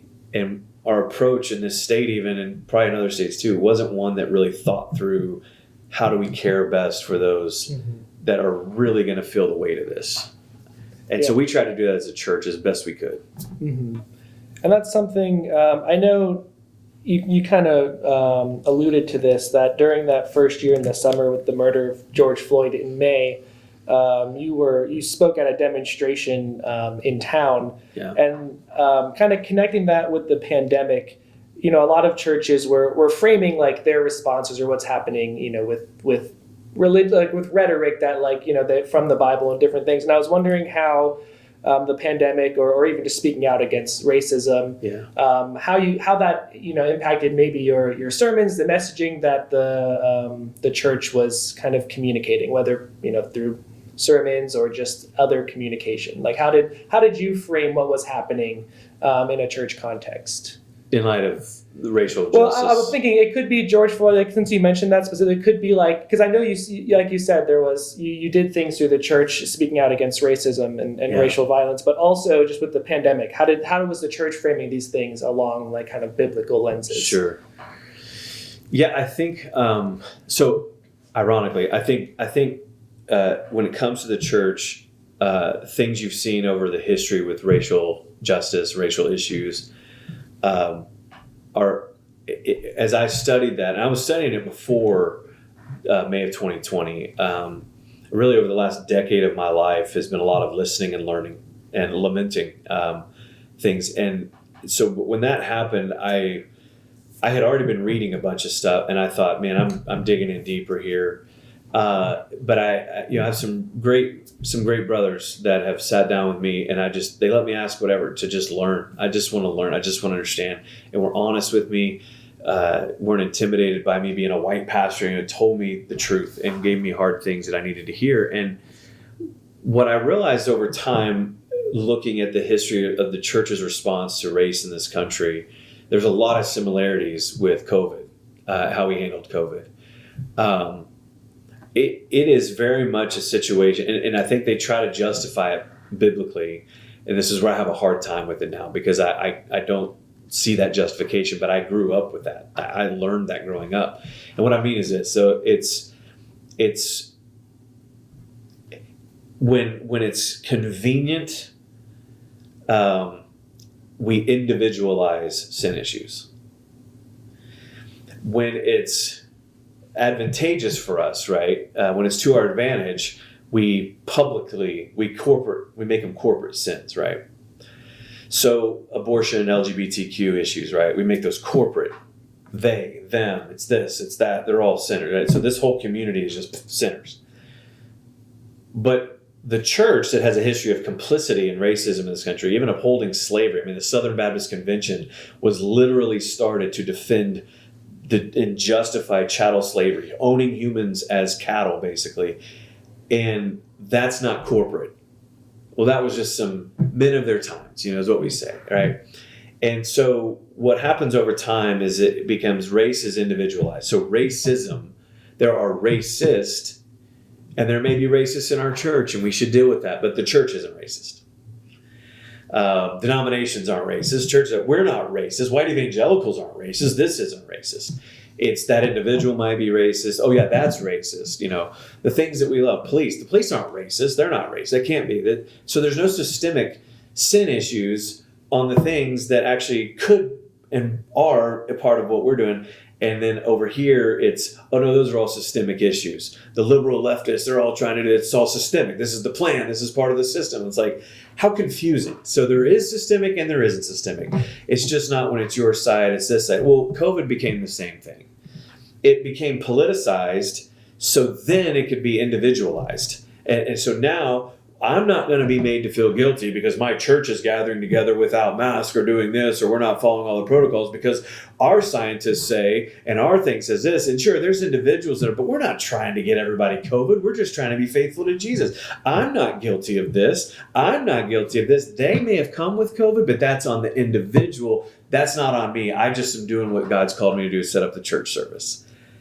And that's a very, very different, but it's a similar take that they've always had. This has been the consistent thing, is going, we aren't going to take a corporate responsibility for anything. It's individual. So you'll hear people say, hey, we don't do masks if it's an individual preference, but they would never go for individual preference on a lot of other things. I don't want to wear a shirt this Sunday. Guess what? They're not going to let me in. I don't have individual preference on everything. And so it's like you can't just pick and choose. There's no consistent ethic there. It becomes hypocrisy. But it's the same thing that we've done with racial justice and other things. Instead of listening to those voices among us who were crying out, I can't be a part of the church right now. If I come, I'm going to risk my child dying. I'm going to risk myself dying and leaving my kid orphan. I'm going to risk X, Y, Z.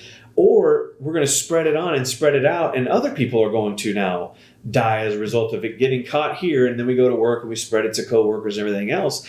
And instead of just going, hey, let's go to the lowest common denominator. What is the lowest thing that unites us? These vulnerable people. How do we care well for them? So like churches that put on mask and distance the whole time, that's great. I would not have met indoors, and we didn't, but if they could meet indoors with masks on and they did that and they upheld it, I think they were probably doing okay, although we didn't have vaccines at the time, it was still risky. But they just threw it off. It's an independent decision. It's up to you. So now if you show up and you don't wear the mask and you have COVID and you didn't know it until a day later when you started having symptoms, but you were actually most contagious 2 days before, at that church service, you were spreading it all around you without fault. The people wearing a mask around you, they reduced the viral load. They took some, but they were still taking it into probably getting COVID. And I'm going, but it's that person's fault. It's not the church's fault. It's your fault. So when we can individualize it, the church isn't responsible anymore. And I saw them doing the same thing. So it's ironic that with the racism, so the approach we took, so we've always been vocal about it. We became more vocal. We did a whole series through Habakkuk. I was not planning that series to address racial justice and all these other things, but where Habakkuk is and what it's talking about is dealing with these Babylons of the world, these empires of the world. And I thought, oh my gosh, like this is talking about us, and so it talks about our history, but how that affects the next generations down the road. And we see that biblically. I'll visit the sins of the fathers to the third and fourth generation. What is that talking about? Well, the fourth generation, so go read Lamentations when Israel's in exile and they're crying out to God. Israel's in exile not because of what the immediate Israelites did, although it was going on. It's because of their forefathers. And what God had announced in Deuteronomy 28 is that if you don't obey my covenant, these are the curses that are coming on you. You go read Deuteronomy 28 and then read Lamentations, and it is like almost verbatim what's going on there. He did. He was faithful to do what he said he would do because Israel was an unjust people. They weren't righteous. They weren't just. They weren't holy. And so God sent them into exile, and he visited the sins of the fathers of the third, fourth generation. He's still doing that today. And so with that understanding, as I started to see that unfold, I'm going, oh, wait a minute. There is something bigger at play here. It's not just, well, we don't want to, COVID. It became politicized. And for a large majority of churches, especially in this state, they are married to the Republican Party. Whether they should be or not, it is what it is. They are. And when it became politicized and it became all this other stuff, it began to be about rights and freedoms and states' rights and all these other things that we have argued since the days of slavery, segregation, and everything else. It's the same narrative. It's how we've handled abuse in the church. It's, oh, that guy is an individual. The church isn't the problem, though. But then for all these other people, their sins are all corporate, systemic, and they need to be addressed because they're a big threat. So I don't know if that helps, but like that's, for me, it began to go, wait, we're in Stillwater, Oklahoma. I shouldn't be talking like this. Mm-hmm. I shouldn't be. And it's not advantageous for us. We're not going to become a mega church anytime soon talking like this, but I'm one of those like, no, I believe the Bible. I was taught to believe the Word of God, and I'm reading it and it's telling me this is hypocrisy. It's not okay. And it's not what we're called to. And I've been mocked by other pastors in town with my own language of like, we need to love our neighbors. We need to love one another. They've literally sent emails mocking my own words. And I'm like, that is embarrassing. Like, but that's what's happened. And because I genuinely believe loving our neighbor as ourselves, right? It ties into our love of God with our whole heart, soul, mind, and strength, our whole person. And that strength is our resources. That's what it literally means. Not just our physical strength, but like the things that we have, the power and the privileges that we have. He's saying to love the Lord your God with all your power and privileges and resources and everything else ties into how we love our neighbor as ourselves. And that's not where we hoard these things for ourselves, but we freely give of them, and we inconvenience ourselves and we make ourselves uncomfortable because we have a future hope that we're looking to. And here I have no lasting city, as Hebrews tells me. So I have seeking the city to come. I can be more giving of my resources. I can bow out and lay low and just go underground here, and so that you guys can have life, because I have life. And I know when I die, I know I'm not worried about when I die, but I can be open-handed with all these things. And so it's driven how we are. And the big thing has been listening to minority voices, not just ethnically minority voices, but the vulnerable among us, like in COVID. I mean, to this day, I follow a few people online that are severely immunocompromised that just are grieving that they haven't been to a church service in 2 years because nobody seems to care. And I'm like, well, we still require masks. And they're like, if I lived in Stillwater, I would come to your church. I'm like, I hear you. And I think we're probably the only ones that still wear masks in town. Maybe not. But I don't know, man. Those two actually really go together, ironically. Yeah. But they've both been politicized things too. And once it's politicized, it's the individual stuff, because I'm not that bad. I wouldn't be racist. And I'm not spreading COVID. I'm not doing that. Mm-hmm. I stayed at home. I didn't, once I got it, I stayed at home. It's like, okay. Mm-hmm. But every week you set it up to be a spreader event. And that was what was said. Restaurants, churches, and other large indoor gatherings were the number one spreaders throughout the entire pandemic. Yeah. I was wondering if you could talk about, because you kind of mentioned this wasn't the most popular maybe in the state, maybe the messaging, but what was kind of the impact?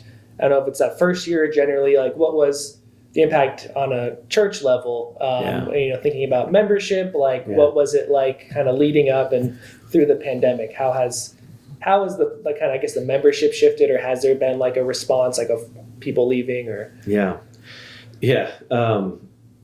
So it's been a tale of like different. So from March to May of 2020, our membership kind of held. I think again, everybody was kind of on the same page of like, we got to meet online. But by May, we were starting to get some rumbles of disgruntledness and everything else, because it's like, hey, other churches are starting to meet. Why aren't we? And then I'm announcing, hey, we're going to meet online through the summer. And I think that was kind of set the deal. So we had a handful of people leave that summer. Some had graduated and moved on. So that was one of the things at our church, right, is every May we get a group that leaves because they graduate and they leave. So we had the people that graduated, that they left. That was coming anyway. Over the summer, we lost a few other people. Not very many. We lost one or two that weren't moving away. One had graduated, was moving away, but then another one left and went with that person. They weren't initially, but they ended up doing that. We had another member leave, and then by the end of the summer, one other one that left within town. And then it kind of stopped for a second. And so we didn't really lose a whole lot of people early on. Mostly where we lost people was on the racial issue. It really wasn't about COVID. We had one person that kind of, had an issue with our COVID stuff, but ultimately even them, it was about race to a certain extent too when they left. There were some others but most everyone that left over that next year left because of the racial justice stuff that we had, been talking about and pointing to and everything. And so, I know that was the first time really we'd ever had people leave our church and go to other churches in town. We'd had it happen once or twice before, but this was the first time. It was like quite a few that left and went to other churches. A lot of them ended up at the same church, which is fine. And so we've said from the beginning, like, look, it's a church plant for one. It's not for everybody.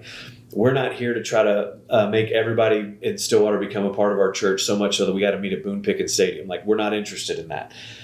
We are for the local church. We know there are other good local churches here. And one of the ones that everybody seemed to go to was one we've often highlighted. They, in fact, partnered with us. And so, but what I realized is that it started to create, there was dissension that was happening. There was a very divisive person in our church that was leading people out. We tried to address that with the church where they'd gone. Nothing really came of it, but it was a thing where we're like, okay, this isn't good. But that was the stirrings and the beginnings of some things that were going on that were bigger that I didn't really know and understand until last fall or this, about 6 months ago. We did have people leave, but the crazy thing is we committed to, when we started the benevolence fund, we said, okay, now's a time when everybody's freaking out. You remember oil? I don't know if you remember this. It got down to like $20 a barrel or whatever. I mean, it was like tanking real fast. And I mean, this is an oil and gas state, and it's like, shoot, like everyone's going to lose their money. What is happening here? And what we set out to do is said, this is a moment for the church to be more generous than she's ever been. That's our belief.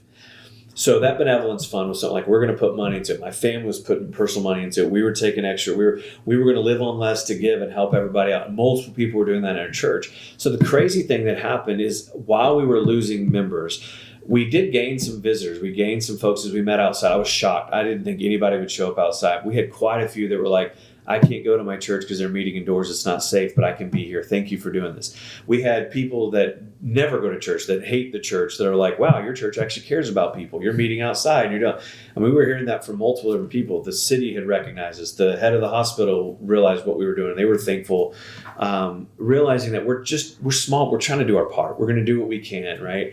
And so what ended up happening is we started connecting with more permanent residents of Stillwater. It was the first time we had some of those, but most of the people that had been a part of our church, I was the longest standing resident of Stillwater, at 5 years, 6 years. And they're like, they've all been here less than that. We started getting people that have lived here for 20 years, 30 years. I'm like, wait, this is different. Like, we're getting more permanent residents, people that have lived here a while. And what we started to notice was the amount of people that were coming and feeling like this was a safe place for them to come. They felt seen, they felt heard, they felt like, okay, you're doing these protocols, you see us, you're trying to care. And they started to come. What should have happened, and what happened for a lot of churches, our giving should have gone down.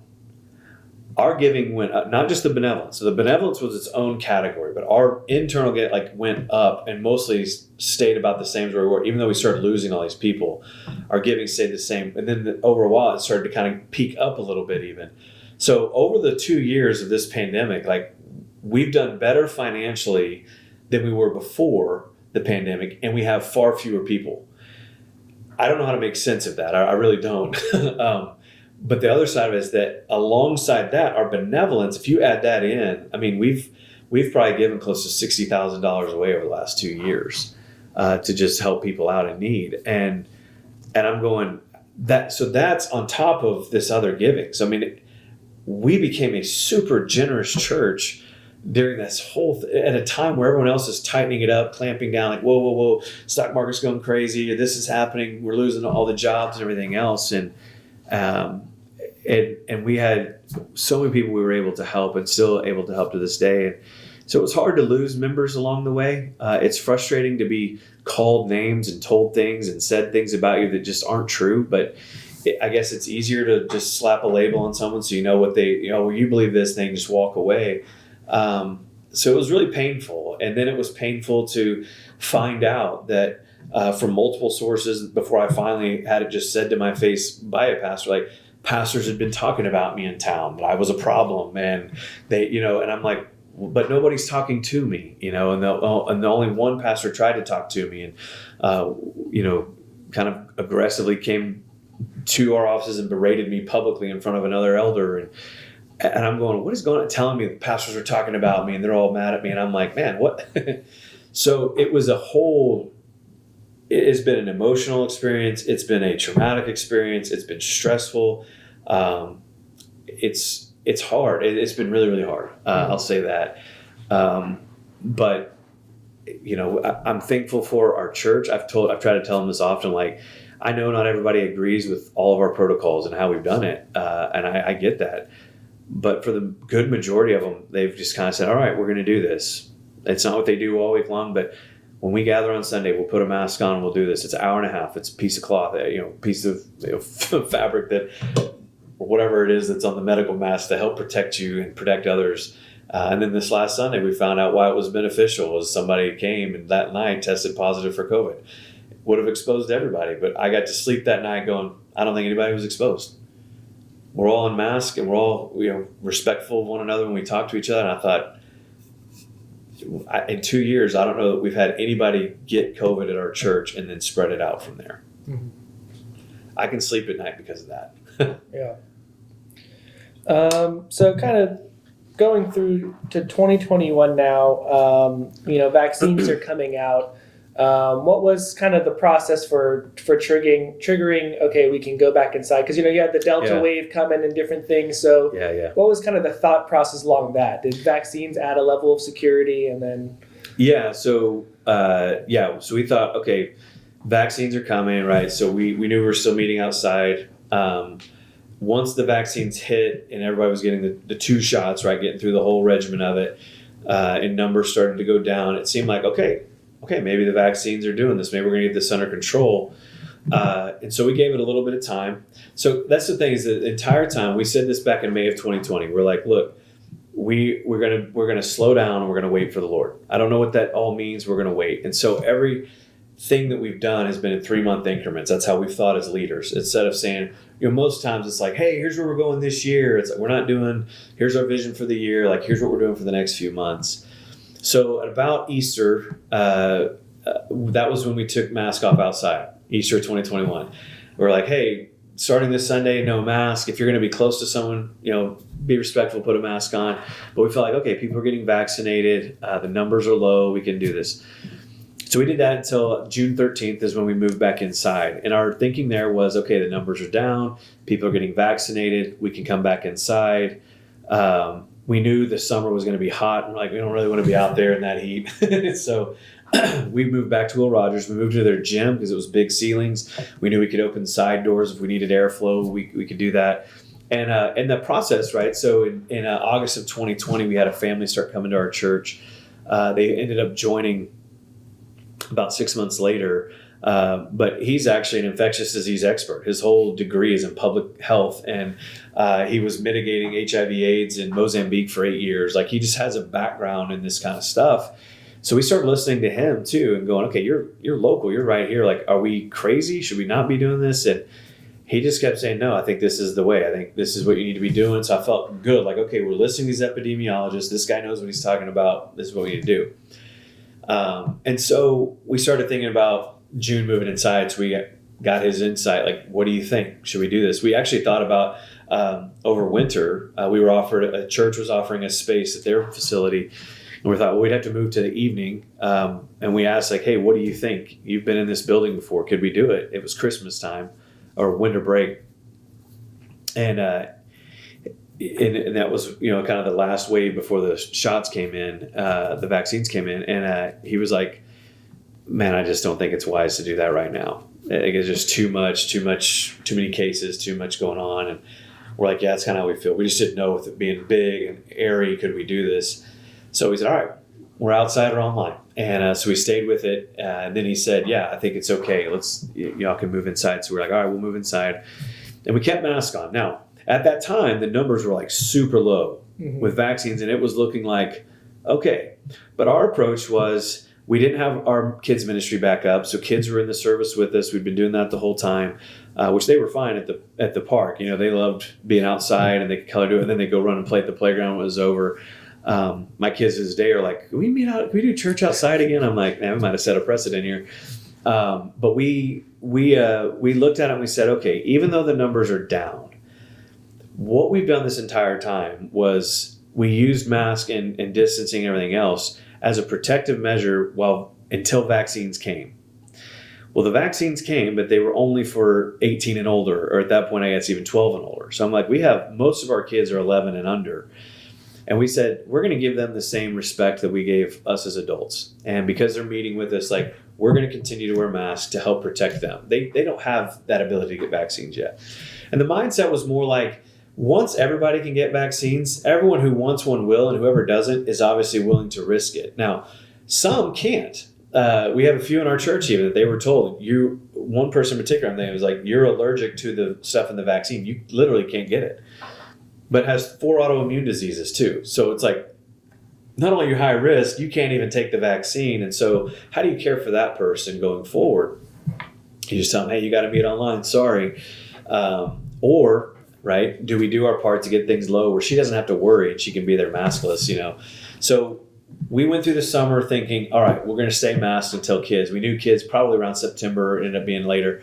We're going to have the opportunity. And then Delta came. And I'm like, man, look at that. That worked, because Delta was reinfecting, getting vaccinated people infected, and it was causing all kinds of problems. And so we were like, okay, good. We did we even asked, should we move back outside? And this guy was like, no, you're good. Stay inside. You'll be okay, but keep mask on.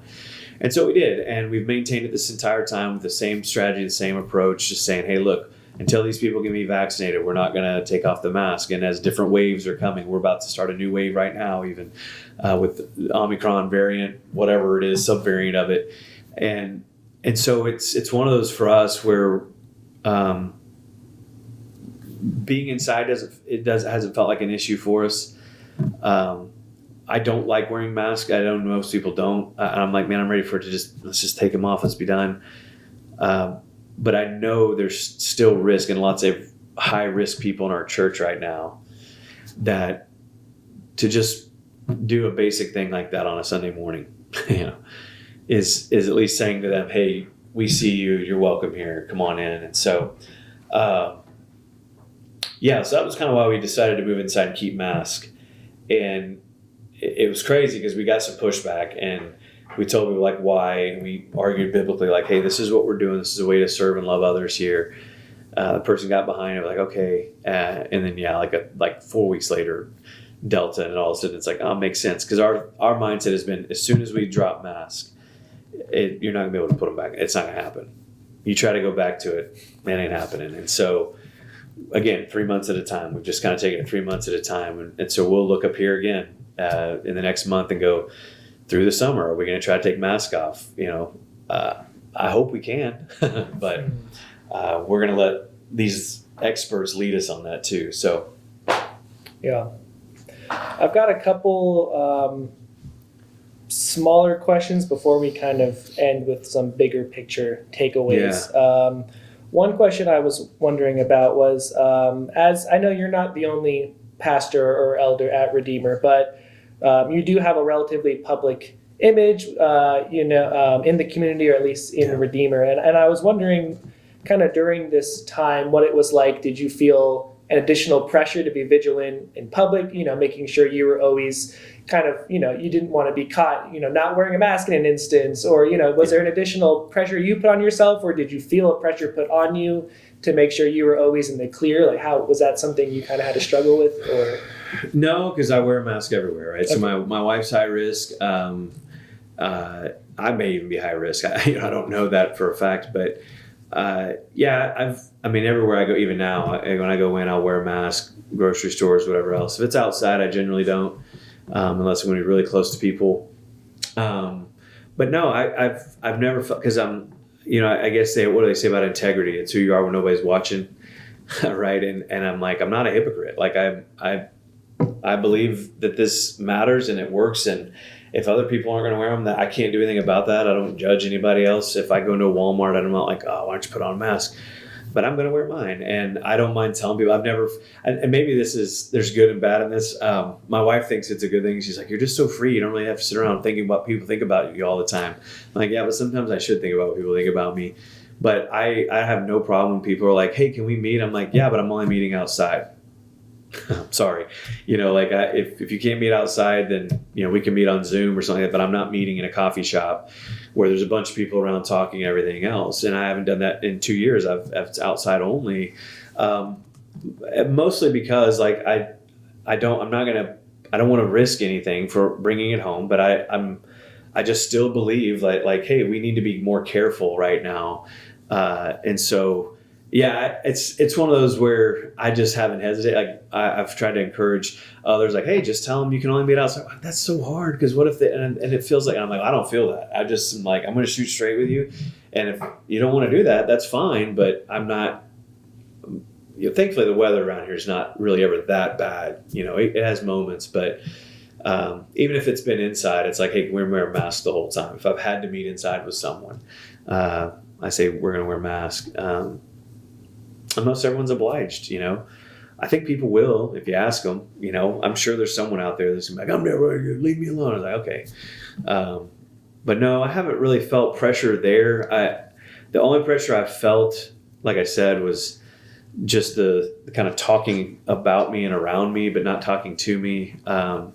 I see social media as the public square, and there's good and bad in that, but there always has been. If you go back in history and look at public squares, there's always crazies out there saying stuff that nobody should be listening to, and then there's real debate and lively debate, and and good things. And I've used it as a space to go and listen. I try to really listen to people and try to understand. I try to listen to what people in Stillwater are saying from all sides of different things, and then I try to, when I speak to something, I try to speak to it from a biblical standpoint to understand, like, hey, biblically this is what we're called to. We're not called to this, and a lot of my focus is on, I am going to address issues in the church, and I feel guilty about that sometimes, like, well, you're not supposed to do that, but I'm like, okay, all of Paul's letters to the New Testament are written to churches, and he's addressing stuff that's going on. We went through 1 Corinthians, titled A Hot Mess, because the whole Corinthian church was a hot mess, and Paul is writing them, chastising them about different things that they're doing. Why? Because it was affecting their public witness.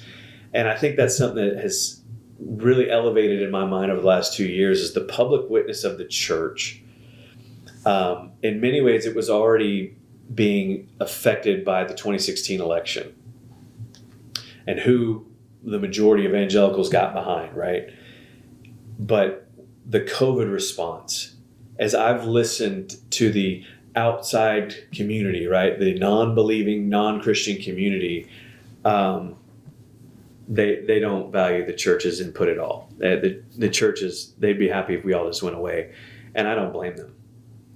I don't. And I've tried to listen to those voices and try to be a voice of reason and try to be a voice of challenging the church to go, look, our public witness matters. I tell people all the time, this was a softball for us to knock this one out of the park. We got to be other. We got to be different, and we chose to be American, not Christian. And so that's hard. That's the pressure I feel is I tell everyone, I'm a white pastor in Oklahoma. I go anywhere in this country and I know the default stereotype about me, and I have to, that part is, it's like, I'm not who you think I am. And I want to push back on some of those things. So in the public square, I want to be a voice that's pointing to what the scriptures call us to. What does this look like in our lives? How do we deal with these hard things, these traumatic things? And lament has been a huge gift in the midst of it.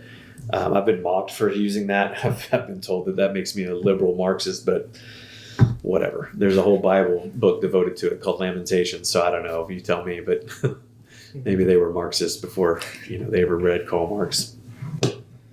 Well, kind of talking about this, what ways has the pandemic challenged or reaffirmed the ways you understood your role or ability as a pastor? Like, what does it mean to pastor or just leadership? Like, how did it, or even on like an individual, like faith level, like what were some of the ways the pandemic challenged you along really any of those lines? I know it's pretty broad. No, that's good. I think, like I said, I think patience has been a big one. I think before the pandemic, even just thinking through the church, everything we're doing, as much as I wanted to be like, to say the words like, oh, we got to go slow to go far, we're going to do this, we're going to be patient. It really didn't dawn on me until these last 2 years of what patience looks like. Like, I'm not in a rush to get back to normal, whatever that is. But I think that's the other thing that I've learned too is normal's not the goal. Normal changes all the time for everybody, and it changed for us. I mean, whatever we were in 2019, we are never going to be again. We are different, and our world is different. How we think is different. How we do things is different. Some people hate that so much. They've always hated change. That's a human experience. We hate change. But for me, I've realized I'm not ready to say, all right, that's it. This is how we're doing it. We're going for it, because I think there's still a lot. I think I just need to slow down. I need to listen. And one of the things that I've been challenging is I need to be better at listening to the voices of the global church, because this isn't new for them. It's just not. Like, you go look at the church in Africa, they're dealing with pandemics all the time, or epidemics, whatever they call it, whatever it is when it's localized.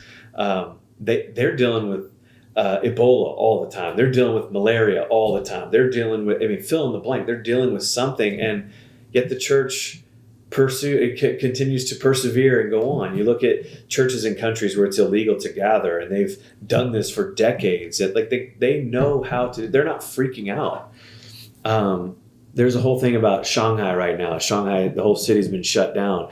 Members of churches there have put themselves up as volunteers to go and serve the city, because they're asking for people to stay up. You got to be in full like biohazard suits, everything, and they're taking groceries to people, and that's what they're doing. They're serving while their churches can't meet. They're saying, hey, let's step up and let's go serve, and not just our members, but let's go serve and love the city. Like, this is a need we can meet right now. They don't like the lockdowns. If they could have it their way, they would say, hey, we don't think the lockdowns are necessary.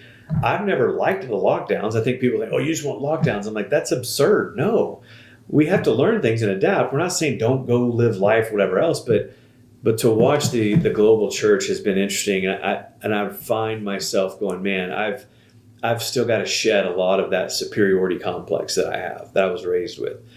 That this is the best way. This is the right way. This is normative, and everything else is weird and all this other stuff. And we tried that for 3 weeks back in March 2020. It's time to get on with our lives.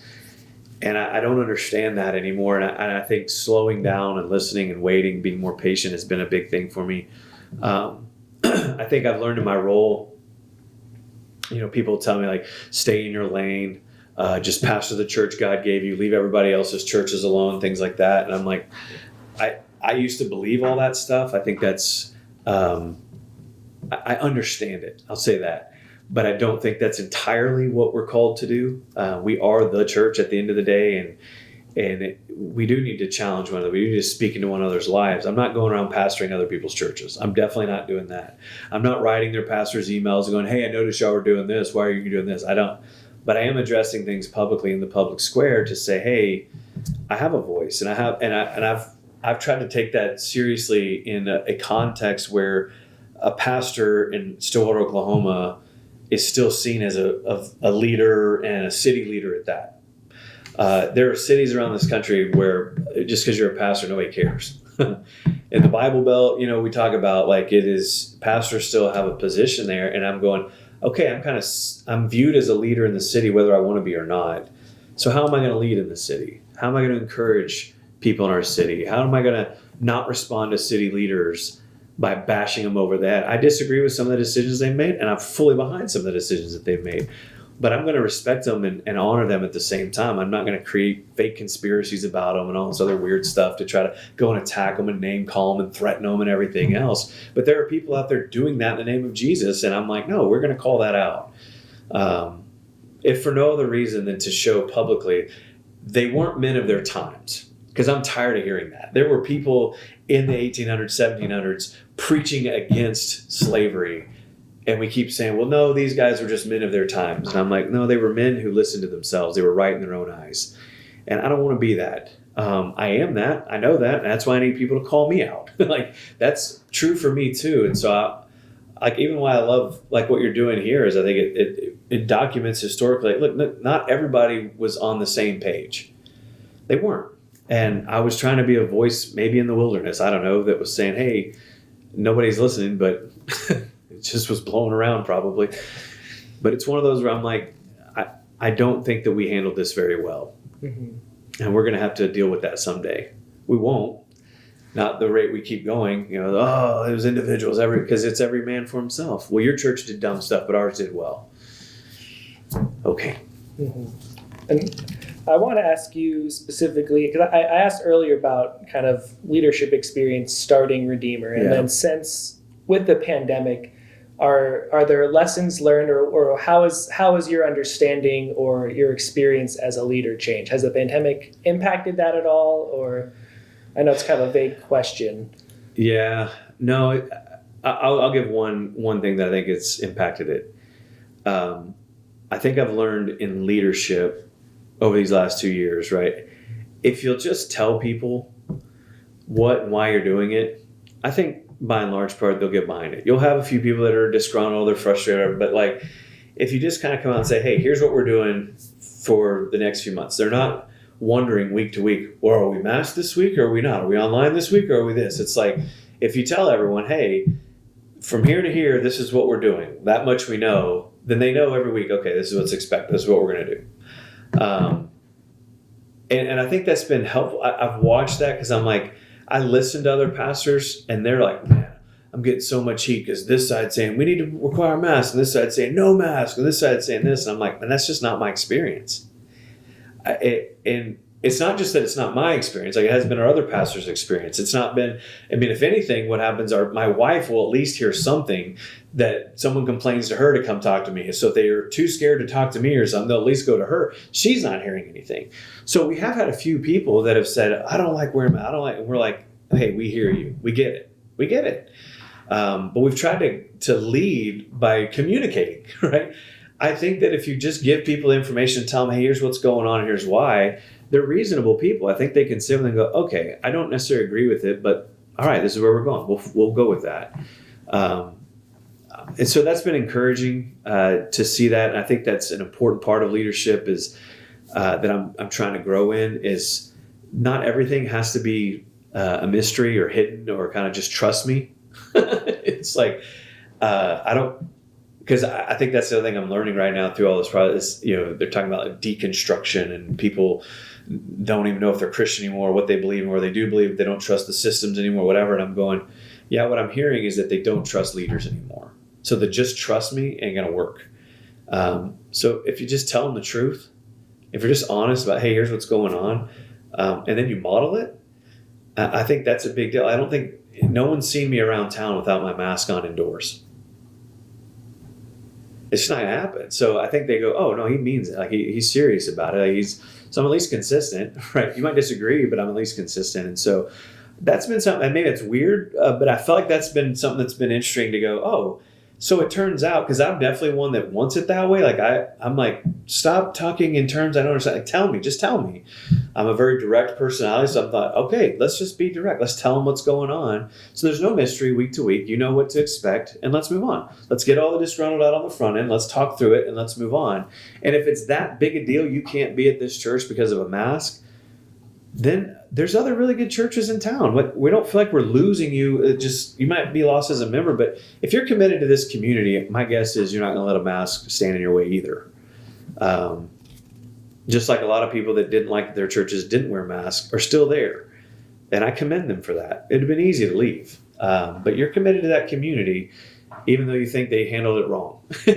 So that's been a big one, I think. Just the communication piece, yeah. Yeah.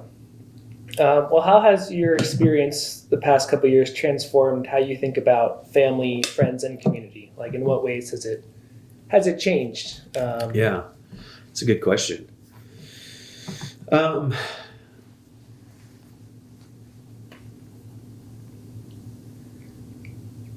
think, again, this ties into the slowing down and kind of not just filling your life with a ton of stuff all the time and activities. I think relationships got deeper. Tyler, one of our pastors, always says this. He's like, he goes, don't look at Redeemer as though we shrunk, because we went from, we were 83 members March 2019 to we're 43 now. So we almost had cut it in half. And he said, I wouldn't see it as much as we've shrunk, but we've compacted. Like,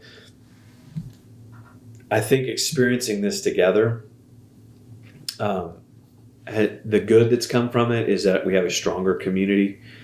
I feel like my family's gotten stronger. And look, over the last 2 years, there's been my wife and I have had a lot of really hard conversations, arguments, and so, just stuff coming out because it's just coming out, the stress and everything else. But we've talked through them and worked through them and gotten to places that we probably could have or needed to get to prior years of our marriage. But like, we've had the space to deal with it. We weren't, we got to go do this, we got to do this. Like, no, we could talk through these things and have some real honest conversations. I've been able to get real good counseling, sitting down with a counselor and talking through my own stuff, learning about my own emotions. Like, all these things have been really good in creating depth. But I think the community piece, so family and friends, I feel like they've gotten deeper. But I think even on the community piece, there's something to experiencing traumatic things together that tightens you up and, unites you a little bit. And I definitely think there's been that. I think the danger of that has been you can become really self-righteous. I think I've been that in many ways, and how I've spoke about things. I think it's very, and I've tried to acknowledge that even publicly at our church. Just, it sounds like, we're right and everybody else is wrong. That's not godly and honoring and right. But I think for our community, it's gotten deeper. What I realized, probably the biggest thing through these 2 years, was how accurate that has been, that friendship and community are not the same thing. You need both, and our friends have helped us out and everything else, but the community of rich and poor and old and young and black and white and red and yellow and everybody else, and coming together around one another and needing one another to get through this. Because we all have different backgrounds, different experiences, things that we offer one another. And so it's made me long for greater community, broader community at that, but a greater depth even.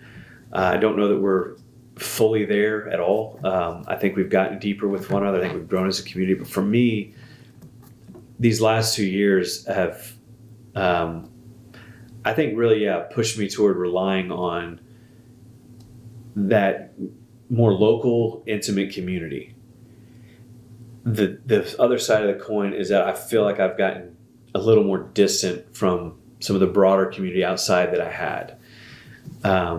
They're putting on retreats and conferences and all these things, these pastors that I would normally love to go to, and I'm like, this isn't wise. They did a Redeemer Pastors Network retreat in January, and I was like, guys, I can't come. Like, I'm not going to risk my wife and everything else. And sure enough, 5 of them went back and had COVID. I was like, see what I'm saying? Like, it's just not time. I get it, but we want to go do all these things. And I love those retreats. So I feel left out. I feel like it's just kind of, oh man, sad, sucks to be you, is what it feels like. And so that's been hard. So it's created fractures in some of those other communities. It's been hard to know who to trust. Guys I looked up to that I don't anymore for various reasons. And then some of those I think I've maintained really good relationships. not done everything we've done exactly as we've done it, but I know where they're at and what they've been trying to do, and their heart's in the right place, and I still have those relationships. But so there's been a lot of loss in that, but there's also been a lot of depth and growth too. So it's kind of the joy and pain that I've learned over the last 2 years. And it's that second piece, the loss part, that I'm very curious what happens next. How does some of that get healed, when there is such a distance and everything. So yeah. Well, I think I've got one last question for you. So imagine someone listening to this 50 years in the future, kind of knowing what you know now. You kind of place yourself in this historical, movement. What do you think that individuals, church leaders, or policymakers need to keep in mind for the future in whatever capacity? Like someone listening to this 50 years from now. Yeah. How do you speak to this moment or this experience? Yeah. So I'll stay in my lane. Because the policy, makers and stuff like that, I would say, the only thing I would say to them is listen to the people who actually know what they're talking about. Listen to experts that have studied pandemics and everything else, and work with them. Bring them in on these things. That's the only thing I really say is, no, you're not going to be able to do probably everything to a T that they say you should do, but you should at least attempt to try to get close to what they're saying. And there's a whole lot more I'd probably say, but I'll just say, listen to the experts, real experts at that. To the church leaders, I would say, man, after what we've learned 50 years down the road, somebody looking back, what can you learn from this? I would point to Martin Luther, who's 500 years ago for me, right?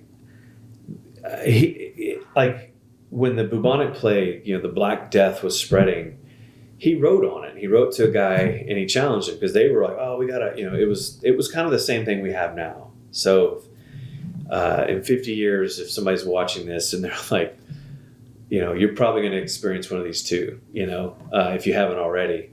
And it's going to be the same as it was in Martin Luther's time, as it is in our time, as it was in the 1918 outbreak, flu outbreak there, flu pandemic there. There are going to be people that are going to be aggressive, and we got to get back to normal. We got to live our lives. We got to be freedom and rights and all this other stuff. But as the church, if we understand the Bible correctly, what Peter says about us is that we are elect exiles. We are exiles in the land. This is not our home. And so we're a holy nation, a chosen people, a royal priesthood for God's own possession to declare his excellencies. And in 1 Peter 2, after he says all that, he gets to verse 11 and 12, and he talks about how we're to live honorable lives among the Gentiles, that they would see our good deeds and look to our Father in heaven. Kind of quoting Jesus in the Sermon on the Mount, Matthew 5:16. Let your light shine before all men, they may see your good deeds and praise your Father in heaven.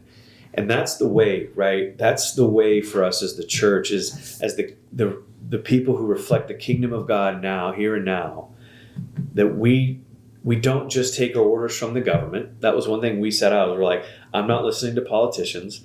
I don't care if everyone says, hey, don't do anything, it's legal. Great. Just because it's legal, it doesn't mean it's beneficial. That's what Paul says. Just because it's free, you're free to do this, doesn't mean you should do it. And so our approach has been like, if they say wear a mask, we're going to go outside and wear masks. We're going to go further. If they say do this, we're going to go further. If they say no mask, we're going to put on masks. Like we're going to be one step behind them the whole time, because we're okay being last. Be okay being last. Be okay being left out. Be okay being all those things, because your purpose is not the same as everyone else's purposes. You're not a business. You're not a political entity. You are a church. You are a community of people that represent God's kingdom on earth. And so in Martin Luther's day, why I point to him is he wrote to this guy who was kind of pushing back against him. What he said was, just in paraphrasing, was that it is not right for us to do things intentionally that would cause this virus or this disease to spread to other people and kill people and to create havoc and everything else. What our call as Christians is to prevent that, right? We're not going to be spreaders of it. We're not going to do this. But he would say, but if I went to someone's house to serve them and care for them, someone in need, and I got it. It's not about me not getting it. I'll take it. If that's how I got it because I went and did this, then so be it. I was doing what I was called to do. I was caring for someone who couldn't care for themselves, and I got it. But I will go home, I will quarantine, I will do all this, and I will not put anybody else's lives at risk. And the church at that time, what they were known for, right, as they were the ones taking care of dead bodies in the streets that had died of the Black Death, putting themselves at great risk of getting it themselves and everything else, and they're burying these people, they're honoring their bodies, and the church led the way in many ways during that plague, and this is how the early church was. The early church, the reason the Roman emperors were like, what are these Christians are doing a better job of caring for our people than we are, and they called them atheists because they didn't believe in the gods of the Roman pantheon, whatever, and all this other stuff, and so they considered them atheists. And like, these atheists are out here loving our people and serving our people more than anybody else. That's what the church was known for historically, and they weren't known for their political power. They weren't known for their freedoms and rights and all these other things, and beating their chest and threatening city councils and defying everybody and calling it persecution because of their First Amendment rights. Like, the Constitution didn't drive us. The Sermon on the Mount drove us.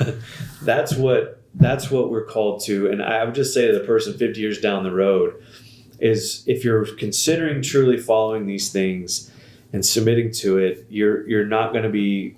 My guess is 50 years down the road, maybe there's enough changes that maybe you'll be seen in a favorable light, but you're probably not. But your call is to Christ and his kingdom, not America and its democracy, not to the Constitution. You belong to, your allegiance is to Jesus, and you follow him, and you seek the welfare of the city that you've been sent to, you've been exiled to. Here we have no lasting city. We seek the city that is to come. And so, as part of doing that, whatever the pandemic may be 50 years from now, whatever else, to lead out on that front, it's going to come at a great risk to you. But that would be my challenge to church leaders, is to really examine your heart. Are you really submitting to Christ and his kingdom, or are you in more of this kind of nationalism type stuff where you're kind of submitting to you're blending and syncretizing Christianity with the American way and saying, no, this is what it means to be Christian, is we got to stick it to the government, and we're going to meet anyway in defiance, and we'll be persecuted, but that's all. And it's like, well, that's just faux persecution. You're just bringing stuff on yourself for no reason. We're called to love, we're called to serve, we're called to be last, and the last will be first, and the first they'll be last. And so let's be last, let's serve, let's be humble. Let's go low when everyone else wants to go high. And I think in so doing, you'll see there's a great reward from that, a great crop that'll be produced from following Jesus in that way. So, yeah, listen to experts, listen to people that know what they're doing. Don't assume they're all out there trying to, take over the world, make everybody Marxist or whatever else, or they all hate Christianity and they're always trying to destroy your faith. Like, we are not the center of everybody's world. They've studied what they've studied for a reason, because they care and they want to serve. They want to do what's best for people. So listen to them and try to follow them as best you can, and submit yourself to the Word of God, to Christ and his kingdom, and you should be all right. It won't be easy, but you'll be all right. Well, is there anything else you want to talk about that I haven't brought up? Anything you can think of? Not that I can think of. Yeah, I mean, it's crazy. It's been 2 years, and we have no idea how much longer this is still going to go. That's the other thing, is for the person 50 years down the road, it's like, are we 50 years looking back going, oh, COVID? Yeah, whatever, Let's just go get a shot, go take this. I hope so. I think that's probably where it'll eventually go, but I know new pandemics will come, and it's been a lot, but even in hardship, right, there's still growth, there's still good things that come from it. And so there's been a lot of death, and it's been sad, and it's been horrific. And so that's one thing I would say, maybe to policymakers and church leaders and everything else. When tragedies strike, slow down enough to actually mourn and grieve. Give room for that process. Don't rush everybody back to work. Change the rules. Let people have paid bereavement times. If they're not giving that now, give it now. Give everyone paid bereavement time. Let them go mourn. Let them go grieve, and let them not have to worry about whether or not they're going to get paid or have their medical insurance covered or anything else. Let them take time to go grieve. There's been so much death, and our country just doesn't even know how to stop. Maybe take a whole day and make it a day of lament and prayer and grieving. Make it a national holiday where it's just a day to mourn those that we've lost through pandemics or whatever else. We just don't do that well, and I think it's a real gift to us and something we need to be able to do. So definitely as a church, I think those are things you've got to implement and be doing. So yeah, that's probably all I would add there at the end. All right. Well, that's all I've got, Bryan. Thank you so much for talking with me today. Yeah, thanks so much.